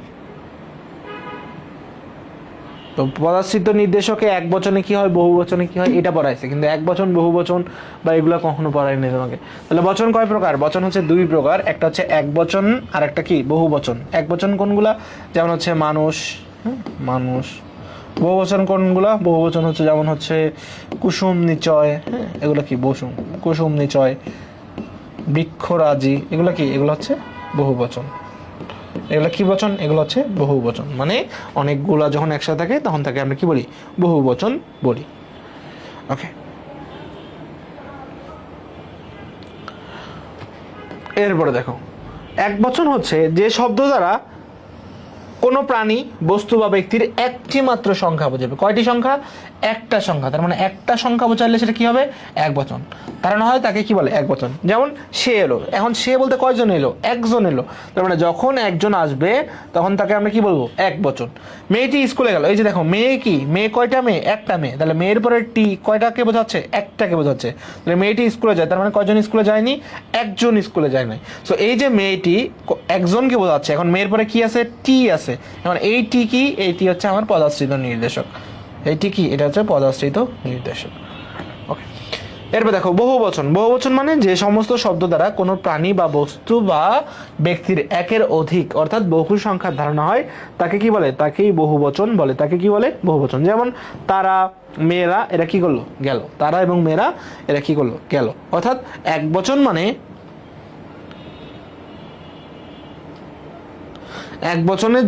একবচনের জন্য কি হয়? একবচনের জন্য তোমার একজন, বহুবচনের জন্য অনেকজন। যেমন তারা, তারা মানে কয়জন? 5-6 জন। মেয়েরা বলতে কয়জন? মেয়েরা বলতে যতগুলো মেয়ে থাকতে পারে সবাই। তাহলে তারা, মেয়েরা, এরা কি হবে? এরা সব বহুবচন হবে। তারা এবং মেয়েরা কি হবে? তারা এবং মেয়েরা বহুবচন হবে। ঠিক আছে? দেখো, তোমরা দুইটা জিনিসের পার্থক্য করতে পারো না। বচন হচ্ছে তোমরা ইংরেজিতে যে নাম্বার পড়ছো, সিঙ্গুলার নাম্বার, প্লুরাল নাম্বার, হ্যাঁ, এটা কি? এটা হচ্ছে বচন। আর কালকে যেটা পড়ছো পদাশ্রিত নির্দেশক, পদাশ্রিত নির্দেশক যেটা পড়ছো সেটাকে আমরা বলা হয় আর্টিকেল। পদাশ্রিত নির্দেশক যেটা, সেটাকে বলা হয় আর্টিকেল। এবং কোন আর্টিকেল? এটা মূলত তোমার ডেফিনেট আর্টিকেল যেটা আছে, ডেফিনেট আর্টিকেল যেটা আছে, সেই ডেফিনেট আর্টিকেলের একটা অংশ হচ্ছে তোমার পদাশ্রিত নির্দেশক। হ্যাঁ, এরপর দেখো বহুবচন বোধক শব্দ কোনগুলো? যেমন এই যে রা, এরা, গুলা, গুলি, হ্যাঁ, গুলি, গুলো, দিক, দের, এগুলো সব বহুবচন। সব, সকল, সমুদয়, কুল, বৃন্দ, হ্যাঁ, এগুলোও কি? এগুলা গ্রাম, উচ্চয়, গুচ্ছ, চয়, জাল, দল, পুঞ্জ, ব্রজ, ব্রত, মঞ্জ, মঞ্জলি, মহর, এগুলো কি? এগুলো সব হচ্ছে তোমার সমষ্টিবোধক শব্দ ব্যবহৃত হয়। তাহলে সমষ্টিবোধক শব্দের বেশিরভাগ কোথা থেকে আসে? সংস্কৃত ভাষা থেকে এসেছে। আমরা দেখি। ওকে, তাহলে দেখো এইটা মনে রাখবো যে বহুবচন বোধক, রোধক হয়ে গেছে, বোধক শব্দের বা বিভক্তির প্রয়োগ। মনে রাখবা উন্নত প্রাণীবাচক মনুষ্য শব্দের ছন্দ হয়ে গেছে, শব্দের বহুবচনে ব্যবহৃত হচ্ছে শব্দ এগুলা। এগুলো কেমনে মনে রাখবা? তুমি কিছুই মনে রাখার দরকার নেই, তুমি মনে রাখবা বর্গব্রীম। কি মনে রাখবা? বর্গব্রীম। কি মনে রাখবা? বর্গব্রীম। বর্গব্রীম। কি মনে রাখবা? বর্গব্রীম। কি মনে রাখবা? বর্গব্রীম। লেখো লেখো, কমেন্ট করো কি মনে রাখতে হবে। মাহিম ভাই বলছে কি মনে রাখতে, কমেন্ট করো। মাহিম ভাই কি মনে রাখতে বলছে, কমেন্ট করো। কি কমেন্ট করতে বলছো বলো। এমসিকিউ এর জন্য সবই ইম্পর্টেন্ট, সবই পড়তে হবে। কোথা থেকে দিবে? আমি তো তোমাকে কনসেপ্ট বুঝাই দিচ্ছি, কোথা থেকে দিবে তুমি নিজেও জানো না। কাজেই আমাকে সবগুলোই মোটামুটি পড়ে শেষ করতে হবে।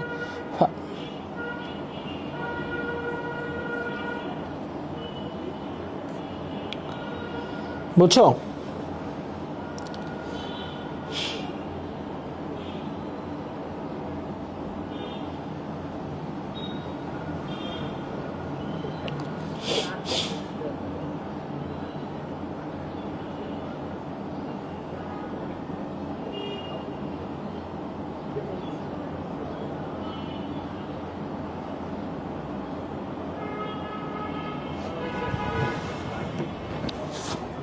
বর্গব্রীম। বর্গব্রীম থেকে কি বোঝায়? মনে রাখবা ব থেকে বোঝায় বর্গ, এটা থেকে বোঝায় হচ্ছে গণ, বি থেকে বৃন্দ, আর ম থেকে মণ্ডলী। ম থেকে কি? ম থেকে মণ্ডলী। তাহলে তোমাকে বলা হইতে পারে উন্নত প্রাণীবাচক শব্দে কি কি ব্যবহার করা হয়? বর্গব্রীম মানে বর্গ, গণ, বৃন্দ, মণ্ডলী। উন্নত প্রাণীবাচক শব্দে কি কি ব্যবহার করা হয়? বর্গব্রীম। মনে রাখবা উন্নত প্রাণীবাচক শব্দে কি ব্যবহৃত হয়? বর্গব্রীম। ব থেকে বর্গ, গ থেকে গণ, ব থেকে বৃন্দ, ম থেকে মণ্ডলী। যেমন এখানে দেখো সুধীবৃন্দ, তাহলে এগুলো কি? এগুলো হচ্ছে উন্নত প্রাণীবাচক। শিক্ষক বৃন্দ, ভক্তবৃন্দ, হ্যাঁ, শিক্ষক মণ্ডলী, সম্পাদক মণ্ডলী, পরিচালক মণ্ডলী, হ্যাঁ, পণ্ডিত বর্গ, মন্ত্রী বর্গ, এগুলো সবগুলো কি? এগুলো উন্নত প্রাণীবাচক। তারপরে দেবগণ, নরগণ, জনগণ, হ্যাঁ, তারপরে এরা, দিক, দের, এরা কি? এটা হচ্ছে তোমার এই চারটি বহুবচন বোধক বিভক্তি। হ্যাঁ, বহুবচন বোধক বিভক্তি। ক্লিয়ার? তাহলে বর্গ ব্রীম মনে রাখলে আমরা মনে রাখবো যে উন্নত প্রাণীবাচক মনুষ্য শব্দের কি ব্যবহার করি? আমরা বর্গ আর ব্রীম ব্যবহার করি। কি ব্যবহার করি? বর্গ আর ব্রীম ব্যবহার করি। ঠিক আছে? এরপর দেখবা, তোমার ওইভাবে মনে থাকলে তুমি ওইভাবে মনে রাখবা, যার যেমনি মনে থাকে। তাহলে দেখো, প্রাণীবাচক ও অপ্রাণীবাচক উভয় শব্দে কি কি ব্যবহার করা হয়? প্রাণীবাচক ও অপ্রাণীবাচক উভয় শব্দে আমরা কি কি ব্যবহৃত করি? মনে রাখবা, এটা আমরা হচ্ছে মনে রাখবো শশকুশ দিয়ে। কি? শশকুশ। প্রাণীবাচক অপ্রাণীবাচক উভয় শব্দে কি ব্যবহার করা হয়? শশকুশ। লেখো, প্রাণীবাচক অপ্রাণীবাচক উভয় শব্দে কি ব্যবহার করা হয়? শশকুশ। শশকুশ। পণ্ডিত মশাই, মশাই কি তোমার হচ্ছে বচন? মশাই কি বচন? যে পণ্ডিতের পরে তুমি মশাই সম্বোধন করবা, পণ্ডিত মশাই বলতে তুমি একজনকে ব্যবহার করো। তুমি তো বচন জিনিসটা আগে কি? বচন মানে তোমার পণ্ডিত বর্গ বলতে অনেকগুলো পণ্ডিতকে একসাথে যখন, বা পণ্ডিত বৃন্দ বলতে অনেকগুলো পণ্ডিত যখন একসাথে উপস্থিত থাকে তখন আমরা বচনের ব্যবহার করি। তো পণ্ডিত মশাই কেন আসবে এখানে? তুমি যখন সিঙ্গেল কাউকে ইয়া বলবা তখন পণ্ডিত মশাই বলতে পারো। শশকুশ, এটা কি? উন্নত প্রাণীবাচকে কি ব্যবহার হয়? বর্গ ব্রীম। আর প্রাণীবাচক অপ্রাণীবাচকে শশকুশ। শশকুশ দিয়ে কি বোঝায়? শশকুশ দিয়ে আমরা বুঝি সকল, সব, কুল, সমূহ। তাহলে উন্নত প্রাণীবাচক চারটা, বর্গ ব্রীম, আর প্রাণীবাচক অপ্রাণীবাচকে শশকুশ। ঠিক আছে? প্রাণীবাচক অপ্রাণীবাচক হচ্ছে শশকুশ। মশাই যে তোমার পদবী, এটা তো পড়াচ্ছি বচন, তুমি আনছো পদবী, কেমনে হবে? তাহলে প্রাণীবাচক অপ্রাণীবাচকে কি? শশকুশ। আর উন্নত প্রাণীবাচকে বর্গ ব্রীম। তাহলে দেখো কি কি? কবিতাকুল, মাতৃকুল, বৃক্ষকুল, পক্ষীকুল, মনুষ্য সকল, পর্বত সকল, ভাই সব, পাখি সব, তারপরে বৃক্ষ সমূহ, মনুষ্য সমূহ। তাহলে প্রাণীবাচক অপ্রাণীবাচক যেটাই হোক, এর বহুবচন করতে আমার কি কি ব্যবহৃত হয়? শশকুশ। আর যদি তোমার উন্নত প্রাণীবাচক মনুষ্য শব্দের বহুবচন করতে চাই তাহলে আমার কি করতে হয়? বর্গ ব্রীম। মানে বর্গ ব্রীম আর শশকুশ। ঠিক আছে? বর্গ ব্রীম। এখন শশকুল না রে, শশকুশ, কুশ। তাহলে শেষের লটা দিয়ে তুমি কি লিখছো? এটা সকল, সব,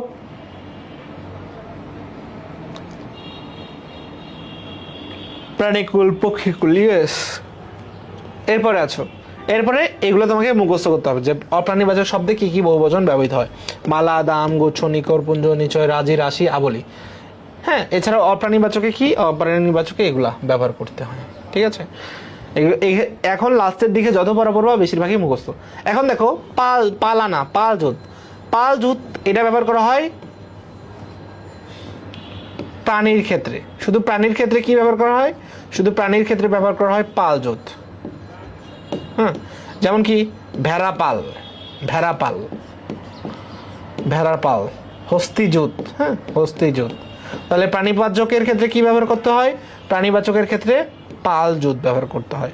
আর প্রাণীবাচকের ক্ষেত্রে কি ব্যবহার করতে হয়? মালা, দাম, গুচ্ছ, নিকর, পুঞ্জ, নিচয়, রাজি, রাশি, আবলি। হ্যাঁ, তারপরে প্রাণীবাচক অপ্রাণীবাচকে শশকুশ। তারপরে উন্নত প্রাণীবাচকে বর্গ ব্রীম। এইটা তাহলে মনে রাখলেই তোমার খেলা শেষ। এখান থেকে এমসিকিউ শেষ।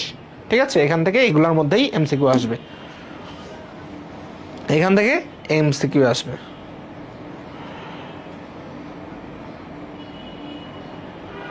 প্রাণী বা পশুর ক্ষেত্রে কি বসানো হয়? পাল জোত। যেমন হস্তি জোত, তারপরে কি ভেড়া পাল, গরুর পাল। হ্যাঁ, এগুলো কি? এগুলো হচ্ছে তোমার পশুর ক্ষেত্রে বহুবচনে এগুলো আমরা ব্যবহার করে থাকি। হ্যাঁ, ঠিক আছে। এরপরে দেখো, এরপরে আছে যে বহুবচন প্রয়োগ ও বিশিষ্ট। যেমন বিশেষ্য শব্দের এক বচনের ব্যবহারেও অনেক সময় কি হয়? অনেক সময় বহুবচন ব্যবহৃত হয়। যেমন এই যে সিংহ বনে থাকে, যেমন এই যে সিংহ বনে থাকে, এটা বলতে কয়টা সিংহকে বোঝায়? পোকার আক্রমণে ফসল নষ্ট হয়, এখানে পোকার বলতে কয়জনকে বোঝায়? তারপরে বাজারে লোক জমেছে, এখানে লোক বলতে কয়জনকে বোঝায় বলো? দেখো এখানে কয়জনকে বোঝায়? সিংহ বলতে কি? সিংহ বনে থাকে। আমরা জানি যে সিংহ বনে থাকে। তো সিংহ বনে থাকে মানে কি সেখানে একটা সিংহ থাকে নাকি অনেকগুলো সিংহ থাকে? একটা সিংহ থাকে নাকি অনেকগুলো সিংহ থাকে? বলো, সিংহ বনে থাকে, এখানে তুমি কি একটা সিংহ কি বনে থাকে নাকি অনেকগুলো সিংহ বনে থাকে?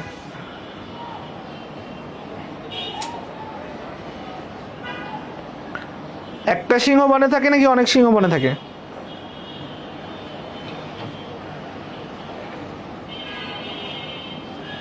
অনেকগুলা। তার মানে অনেকগুলা হলে কি হয়, এক বচন হয় নাকি বহু বচন হয়? এক বচন হয় নাকি বহু বচন হয়? অনেকগুলো যদি হয় তাহলে সেটা এক বচন নাকি সেটা বহু বচন? একাধিক। তাহলে দেখো, এই যে শব্দগুলা, সেই শব্দগুলো দেখতে যদি তোমার কি এক বচন মনে হয়, তারপরে ওইগুলো কি বোঝায়? বহু বচন বোঝায়। কারণ বিশেষ্য পদের এক বচনের ব্যবহারেও কি হয়, অনেক সময় বহু বচন বোঝায়। কিভাবে বোঝায়? যেমন সিংহ বনে থাকে, এর মানে সব সিংহ বনে থাকে। পোকার আক্রমণে ফসল নষ্ট হয় মানে অনেকগুলা পোকা যখন একসাথে আক্রমণ করে তখন সেগুলোর আক্রমণে ফসল নষ্ট হয়। বাজারে লোক জমেছে মানে বাজারে কি অনেকগুলা লোক জমেছে। তাহলে বাজারে অনেকগুলা লোক জমেছে পোকার আক্রমণে, মানে অনেকগুলা পোকার আক্রমণে, এবং অনেকগুলা সিংহ কি থাকে? বনে থাকে। এইটাই আসলে তোমাকে বোঝানো হচ্ছে। এইটাই কি? এইটাই বোঝানো হয়েছে বা এইটাই বোঝানো হচ্ছে। ক্লিয়ার? এইটাই বোঝানো হচ্ছে।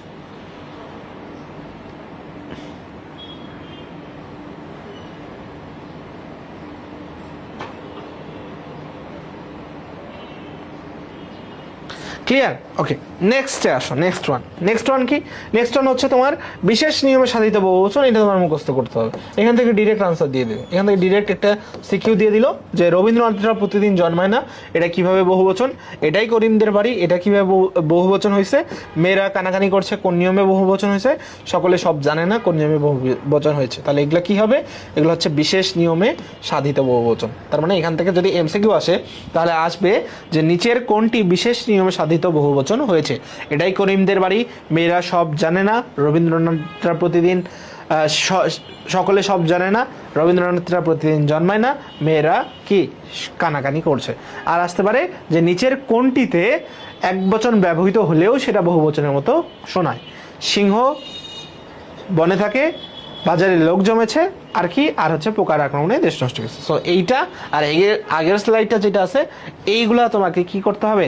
একদম কণ্ঠস্থ ঠোঁটস্থ মুখস্থ করতে হবে। মনে রাখবা, এখন যতগুলা ক্লাস হবে সবগুলা ক্লাসে আমাদের মুখস্থ করতে হবে। বোঝানোর দিন শেষ, মুখস্থের বাংলাদেশ। মানে একটু করে তো বোঝাবোই, বাট এখন জিনিসগুলো ইনফরমেশনগুলো মাথায় ঢুকাই নিতে হবে। ইনফরমেশনগুলো কি করতে হবে? মাথায় ঢুকিয়ে নিতে হবে।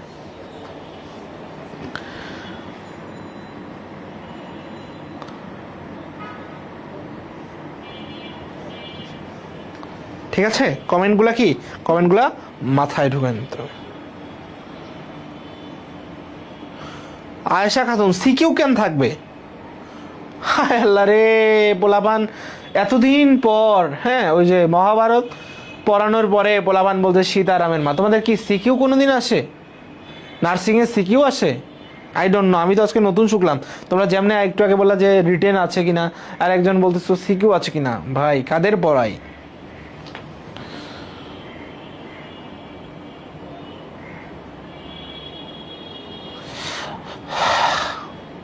সিকিউ কই পাইলা তোমরা?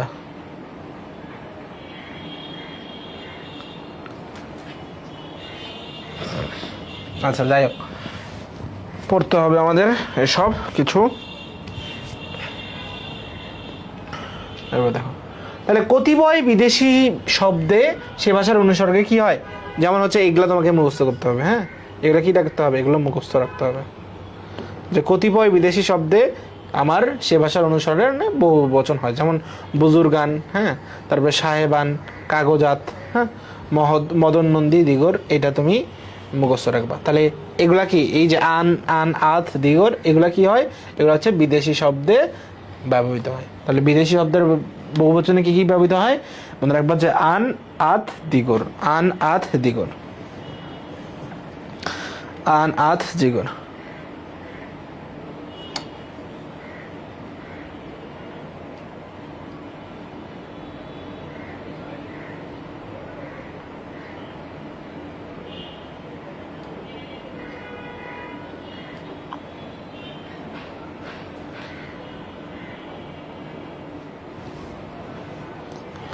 ওকে, এরপরে দেখো আচ্ছা কি অনেক সময় তোমার বিশেষের সাথে বিশেষের কিংবা বিশেষণের সাথে দ্বিত্ব হবে, যেমন এই যে হারি হারি সন্দেশ, কারি কারি টাকা, গাড়ি গাড়ি, এইভাবেও তোমার কি বহুবচন হইতে পারে, যে বিশেষ্য আর বিশেষণ মিলে বা বিশেষণ বিশেষণ মিলে কি হইতে পারে, বহুবচন হইতে পারে। ঠিক আছে, ওকে। এরপরে দেখো একবচনাত্মক বিশেষ্যের আগে তুমি এই যে এই শব্দগুলো যেগুলো আছে অজস্র, অনেক, বিস্তর, বহু, নানা, ঢের, এগুলা ইত্যাদি যোগ করেও তুমি কি করতে পারো, বহুবচন করতে পারো। এখানে তোমার উদাহরণ দেওয়া আছে অজস্র লোক, অজস্র পিতা, অনেক ছাত্র, এভাবে তোমার কি করা যায়, বহুবচন করা যায়। তো এগুলো এমসিকিউতে আসে। দেখো এখন বহুবচনের প্রয়োগজনিত ভুল, যেমন দেখো সকল আলেমগণ, আমরা জানি উন্নত প্রাণীবাচকে বর্গ বৃম মানে গণ ব্যবহৃত হয়, তার মানে এটা এমনিতেই ঠিক আছে, তার আগে আবার সকল লাগাইছে, তার মানে আগে থেকেই বহুবচন ছিল, তার আগে আবার বহুবচন করছে, এটা হবে না, হয় সকল হবে না হলে আলেমগণ হবে। সকল আলেম আজ উপস্থিত ছিলেন বা আলেমগণ আজ উপস্থিত ছিলেন, যে কোনো একটা। আবার দেখো সকল ভাষা শহীদদের, তুমি এখানে দুইটা কাহিনী করতে পারো, সকল ভাষা শহীদ আর একটা হচ্ছে ভাষা শহীদদের, হয় এটা করতে হবে নাহলে তোমাকে এটা করতে হবে, যে কোনো একটা, যে কোনো একটা, হয় এটা নাহলে ওইটা, একই সাথে তুমি দুইটা জিনিস করতে পারবে না। সব শিক্ষার্থীরাই পরীক্ষায় উত্তীর্ণ, এখন সব ব্যবহার করলে শিক্ষার্থীরাই ব্যবহার করতে পারবে না, আবার শিক্ষার্থীরাই যদি ব্যবহার করো তাহলে সব ব্যবহার করা যাবে না, সব ব্যবহার করলে সব শিক্ষার্থী পরীক্ষায় উত্তীর্ণ হয়েছে। দেখো এখানে শুদ্ধটাও তোমার দেওয়া আছে। হ্যাঁ, আমরা যখন অপপ্রয়োগ পড়াইছিলাম বচনজনিত অপপ্রয়োগও আমরা পড়াইছি। এক আকাশ, তোমার যদি থাকে আকাশ ভরা তারা, হ্যাঁ আকাশ ভরা তারা, শুনে অনেকে বলো না আকাশ ভরা তারা ড্যাশ ড্যাশ ড্যাশ, আকাশ ভরা তারা, এই যে এখানে আকাশ ভরা তারা বলতে এখানে অনেকগুলা বহুবচন তারা বোঝা, বহুবচন হচ্ছে। তাহলে আকাশ ভরা কি একটা তারা থাকে নাকি অনেকগুলো তারা থাকে, অনেকগুলো তারা থাকে। ঠিক আছে, এটা বহুবচন হবে। তারা বলতে তো পুরো আকাশে তো এক আকাশ বলতে কি, এক আকাশে তো তোমার হচ্ছে শুধু একটাই তারা থাকে না, অনেকগুলা তারা থাকে।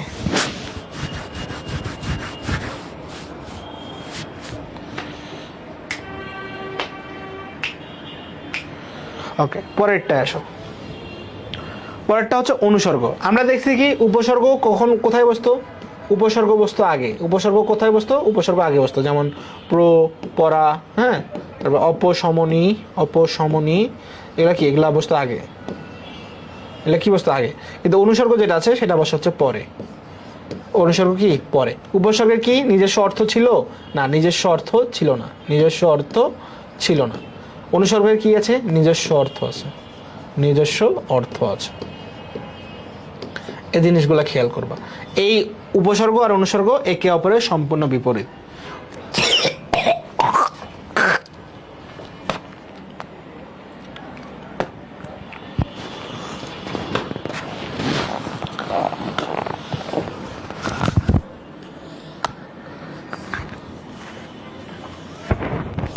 ওইটা আমি আসতেছি, মশা ঢুকে গেছে।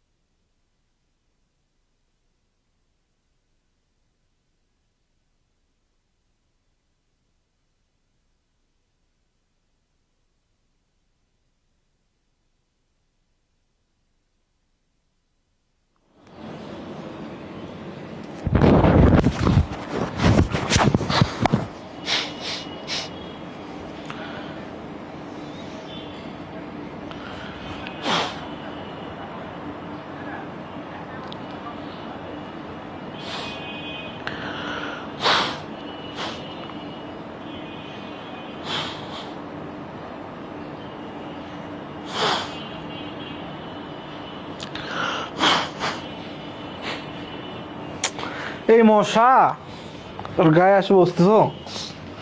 এই রাতিম ভাই আরসল নাই, এমনিতে একটা মুখে ঢুকে গেছিল। কি মশা? হ্যাঁ সমস্যা কি? বিয়ার গিল সব খাই বললে হচ্ছে আর একটু মাথা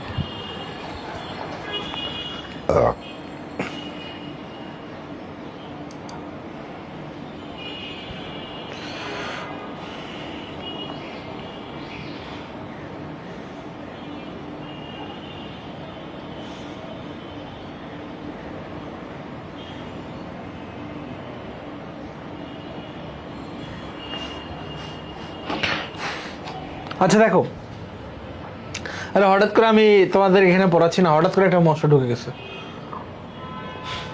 একদম ইয়া পর্যন্ত, গলা পর্যন্ত চলে গেছিল, পরে বের করে দিলাম, এখন ঠিক আছে। তাহলে দেখো অনুসর্গ হচ্ছে আমার এই যে এইটা, হ্যাঁ এরপরে আসো, তাহলে অনুসর্গটা ব্যাখ্যা করি। অনুসর্গ হচ্ছে কি আমরা জানছি, অনুসর্গ হচ্ছে শব্দের পরে বসে, শব্দের পরে বসে। কিভাবে বসে দেখো, তোমাকে দেখাই শব্দের পরে বসে কেমনে। যেমন আমি যদি তোমাকে দেখাইতে চাই যে মাহিম কর্তৃক, এই যে কর্তৃক আছে না, এই কর্তৃকটা কি, মাহিম কর্তৃক কাজটি সম্পন্ন হয়েছে, কাজটি সম্পন্ন হয়েছে। এই যে কর্তৃক যেটা আছে সেটাই কি, সেটা হচ্ছে একটা অনুসর্গ। মাহিম কর্তৃক কাজ সম্পন্ন হয়েছে, এটা কি, এটাই হচ্ছে একটা অনুসর্গ। মাহিম কর্তৃক কাজ সম্পন্ন হয়েছে, এটাই কি, এটা হচ্ছে একটা অনুসর্গ। ঠিক আছে, মাহিম কর্তৃক যেটা আছে সেটা কি, সেটা হচ্ছে অনুসর্গ। এরপরে আসো, অনুসর্গ কোথায় আলোচিত হয়? আমরা বলছি যে সবকিছু সংস্কৃত বা তৎসম শব্দের ভাষায় কি আলোচনা করা হয়। যদি বলি ইংরেজি কি হবে, ইংরেজি হচ্ছে অনুসর্গের ইংরেজি কি, প্রিপজিশন বা পোস্ট প্রপোজিশন। হ্যাঁ, তাহলে অনুসর্গ কি, অনুসর্গ হচ্ছে বাংলা ব্যাকরণের কোথায় আলোচনা হয়, শব্দতত্ত্ব বা রূপতত্ত্বে আলোচনা হয়। তো অনুসর্গ শব্দটি উপসর্গ সাধিত শব্দ, যার অর্থ অনুযোগ স্বর্গ। আচ্ছা বাদ দাও, অনুসর্গ বসে শব্দের পরে, তার অর্থবাচকতা আছে। অনুসর্গের অপর নাম কি, পরসর্গ বা কর্ম প্রবচনীয়। তো অনুসর্গ বাক্য মধ্যস্থ পদের সাথে অন্য পদের কি করে, সম্পর্ক করে। তো আমরা এখন দেখি অনুসর্গ কি। হ্যাঁ, তো বাংলা ভাষায় যে অব্যয় শব্দগুলো কি করে, কখনো স্বাধীন পদের উপর, আবার কখনো শব্দ বিভক্তি নেয় বাক্যে ব্যবহৃত হয়, সেগুলোকে কি বলে, অনুসর্গ বলে। যেমন দেখো, সে কাজ ছাড়া কিছুই বোঝে নাই, যে ছাড়া, কোন পর্যন্ত পড়েছ, দুঃখ বিনা সুখ লাভ হয় কি মোহিতে, এগুলো সব কি, এগুলো সব অনুসর্গ। হ্যাঁ, এখন এই যে এখানে সবগুলো অনুসর্গ দেওয়া আছে, এই অনুসর্গগুলো একটু দেখে নিবা, যে এক নজরে বাংলা ভাষায় যতগুলো অনুসর্গ আছে সবগুলাই কি, সবগুলাই অনুসর্গ। সব কি, সব হচ্ছে অনুসর্গ, সব অনুসর্গ। এরপরে দেখো অনুসর্গের ব্যবহার, দেখো এই যে দুঃখ বিনা সুখ লাভ হয় কি মোহিতে, এটা কি, এটা অনুসর্গ। আবার ময়ূরী সনে নাচিতেছে, ময়ূর, এটাও কি উপসর্গ। তো এইগুলো বেশি বেশি দেখবা, এগুলোই পরীক্ষায় আসার সম্ভাবনা আছে। হ্যাঁ, পরীক্ষায় এগুলোই আছে, পরীক্ষায় এগুলোই আসে। আবার বিভক্তি আর অনুসর্গের মধ্যে পার্থক্য, বিভক্তিযুক্ত শব্দের যদি আমি উদাহরণ দিই, যে মাহিমের, হ্যাঁ মাহিমের, এই যে মাহিমের সাথে কি আছে, মাহিম যোগ এর। আবার তোমাকে যদি বলি বিভক্তিহীন, যদি বলি মাহিম, হ্যাঁ, তো এই যে দেখো মাহিম কর্তৃক, এইটা কি, এটা হচ্ছে বিভক্তিহীন অনুসর্গ, আর এটা কি, এটা হচ্ছে বিভক্তিযুক্ত মাহিমের দ্বারা। এখন দেখো, এখন দেখো প্রথমেই যদি কি একটা বিভক্তি থাকে, প্রথমেই একটা যদি বিভক্তি থাকে তাহলে আমরা এই সেকেন্ড যেটা আছে সেটাকে অনুসর্গ হিসাবে বিবেচনা করব। আর বিভক্তি যদি না থাকে তাহলে এই যে এইভাবে যেটা থাকবে সেটাই আমার কি অনুসর্গ হয়ে যাবে। মনে রাখবা প্রত্যেকটা বিভক্তি এক একটা অনুসর্গ, প্রত্যেকটাই বিভক্তি এক একটা অনুসর্গ হয়, কিন্তু কে রে এগুলা কি কোনো ধরনের অনুসর্গ না। কাজে অনুসর্গ আর বিভক্তির মধ্যে কিছুটা পার্থক্য আছে। যেমন দেখো ব্যুৎপত্তি অনুসারে আমরা দেখি অনুসর্গকে দুই ভাগে ভাগ করা যায়, একটা নাম বিশেষ্য বা অনুসর্গ, একটা কি ক্রিয়াজাত অনুসর্গ। আর গঠন অনুসারে দুই ভাগে বিভক্তিহীন অনুসর্গ, বিভক্তিযুক্ত অনুসর্গ। তাহলে চলো আমরা দেখি কোনটা কি। যেমন এই যে দেখো নাম বিশেষ্য বা অনুসর্গ কোন অর্থে ব্যবহৃত হয়, যেমন অপেক্ষা, অভিমুখে, উপরে, কর্তৃক, জন্য, দিকে, আগে, ছাড়া, পাশে, দরুন, বদলে, বনাম। এই যে বনাম, আজ বাংলাদেশ বনাম শ্রীলঙ্কার খেলা, তো এই যে বনাম কি এগুলো একটা অনুসর্গ। তাহলে এগুলোর নাম বা বিশেষ্য অনুসর্গ কোনগুলো, এই যে যেগুলো এখানে দেওয়া আছে সেগুলো। এরপর তোমাকে বলতে পারে ক্রিয়াজাত অনুসর্গ কোনগুলো। ক্রিয়াজাত অনুসর্গ কোনগুলো, এই যে কাপড়গুলো ভালো করে পরিষ্কার করে রাখো, আমার কথা শুনে সে যেন আকাশ থেকে পড়লো, এই যে থেকে, মন দিয়ে লেখাপড়া করো, হ্যাঁ, আপনি সাহায্য করেছেন বলেই কাজটা হলো, এই যে। মানে এটা কেমনে বুঝবা, ক্রিয়ার আগে যে উপসর্গ বসে, ক্রিয়ার আগে যা বসে তাই কি, তাই ক্রিয়াজাত অনুসর্গ। যেমন দেখো এই যে পরিষ্কারের আগে করে, পড়লোর আগে থেকে, লেখাপড়ার আগে দিয়ে, কাজটার আগে কি বলেই, আর বহুদিন ধরে অপেক্ষা করে আছি, তাহলে এই যে করে আছির আগে ধরে, ঠিক আছে। ডাবল হয়ে গেছে।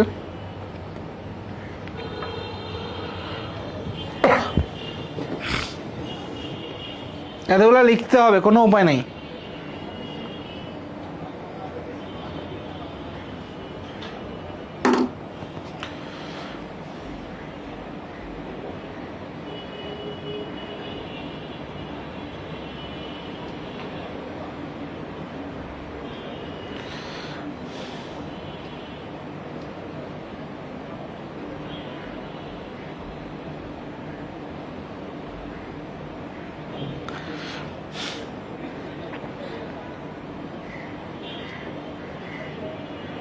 আচ্ছা, যারা যারা এই যে এই ক্লাস করেই হতাশ হয়ে যাচ্ছ, তোমরা কেউ কি ডিউবি মানে ঢাবি খ এই গ্রুপে আছো? ঢাবি খ বিভাগ পরিবর্তন 4.0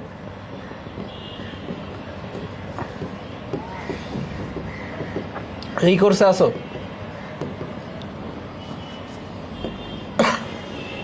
এই কোর্সে আছো কেউ? এই কোর্সে আসো? এই কোর্সে দিনে 3টা ক্লাস হয়, তাও ক্লাসে উপস্থিতির সংখ্যা অনেক, 300 জন 400 জন। এখন রিয়ালিটি হচ্ছে তাহলে বিশ্ববিদ্যালয়ে চান্স পাবে কারা? ওরা নাকি তোমরা, যাদের দিনে 2টা ক্লাসই করতে পারো না, দিনে 1টা ক্লাসই করতে পারো না? আবার আমার ঢাবি কত সেম স্টুডেন্ট। সো তুমি যদি চান্স পাইতে চাও তোমাকে কি পড়তে হবে। লোক সংখ্যা যত কমবে চান্স পাওয়ার হার তত বেশি, কারণ মনোযোগী যারা তারা ওই শেষ পর্যন্তই থাকে। দেখবা যে 70 জনের মধ্যে এখন আছে হচ্ছে 50 জন, তার মানে বাকি 20 জন কি অলরেডি রেস থেকে আউট।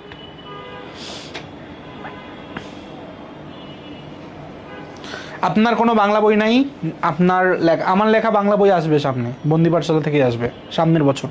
এবার যেমন ফারিয়াপুর জিকে ফাইটার আসছে, সামনের বছর বাংলা ফাইটার আসবে।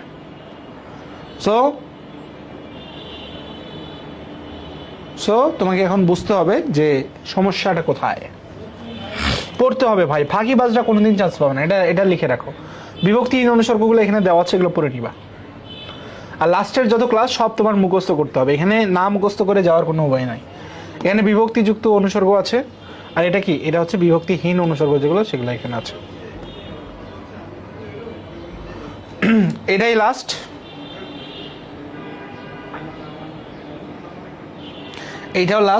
এটা হচ্ছে লাস্ট রেইনকোট। চলো রেইনকোটটা পরে আজকে শেষ করে দিই। তো রেইনকোটের প্রথম লাইন শেষ লাইন, এগুলো প্রথম লাইন শেষ লাইন তেমন আসে না।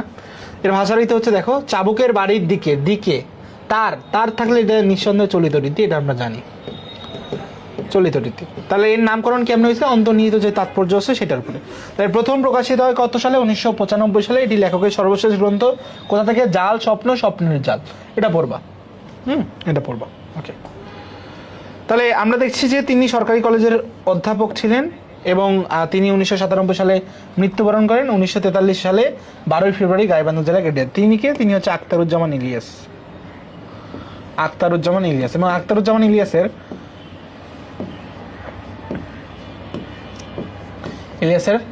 বিখ্যাত কিছু বই আছে এবং এই দুইটা বই হচ্ছে, প্রথমত তোমার পড়বা হচ্ছে একটা খোয়াবনামা। তোমার পড়ার নামগুলো মনে রাখবা কারণ এগুলো আসতে পারে। আরেকটা হচ্ছে চিলেকোঠার সেপাই। হ্যাঁ, এই চিলেকোঠার সেপাই এটা হচ্ছে গণঅভ্যুত্থান রিলেটেড প্রথম বই, চিলেকোঠার সেপাই। এই দুইটা বইয়ের নাম মুখস্থ রাখবা, দেখবা যদি বইয়ের নাম থেকে আসে আখতারুজ্জামান ইলিয়াস কেন্দ্রিক তাহলে এখান থেকেই আসবে। যেমন এখানে তার সংস্কৃতের ভাঙা সেতু, এখানে কিছু নাম দেওয়া আছে, চিলেকোঠার সেপাই, মিলির হাতের খোয়াবনামা, এগুলো হচ্ছে তোমার একটা ছন্দ দেওয়া আছে। ছন্দ যদি দোজকের অন্য ঘরে দুধে বাঁধা উৎপাত, যদি তুমি মুখস্থ করতে চাও আখতারুজ্জামান ইলিয়াসের, তাহলে এগুলা এই ছন্দ দিয়ে তুমি মুখস্থ করতে পারো, কোনো সমস্যা নেই, কোনো সমস্যা নেই। হ্যাঁ,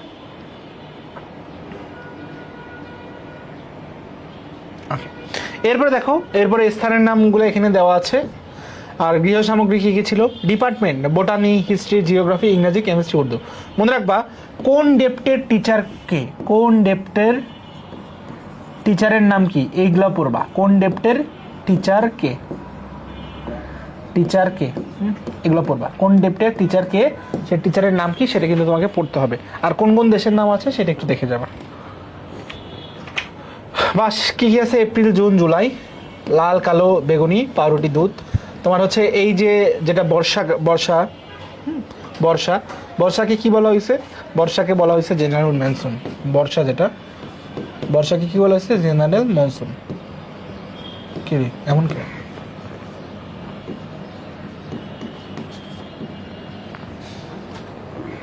জেনারেল মনসুন, ঠিক আছে।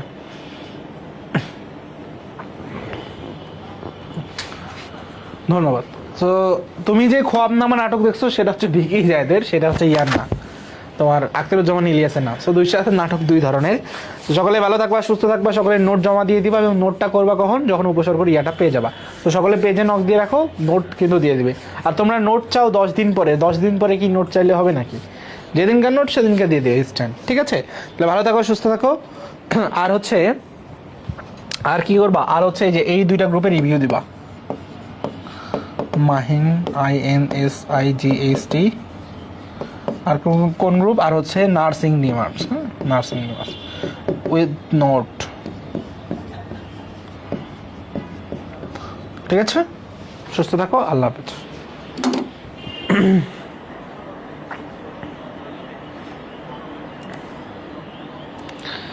মশা ঢুকে গেছে মুখে।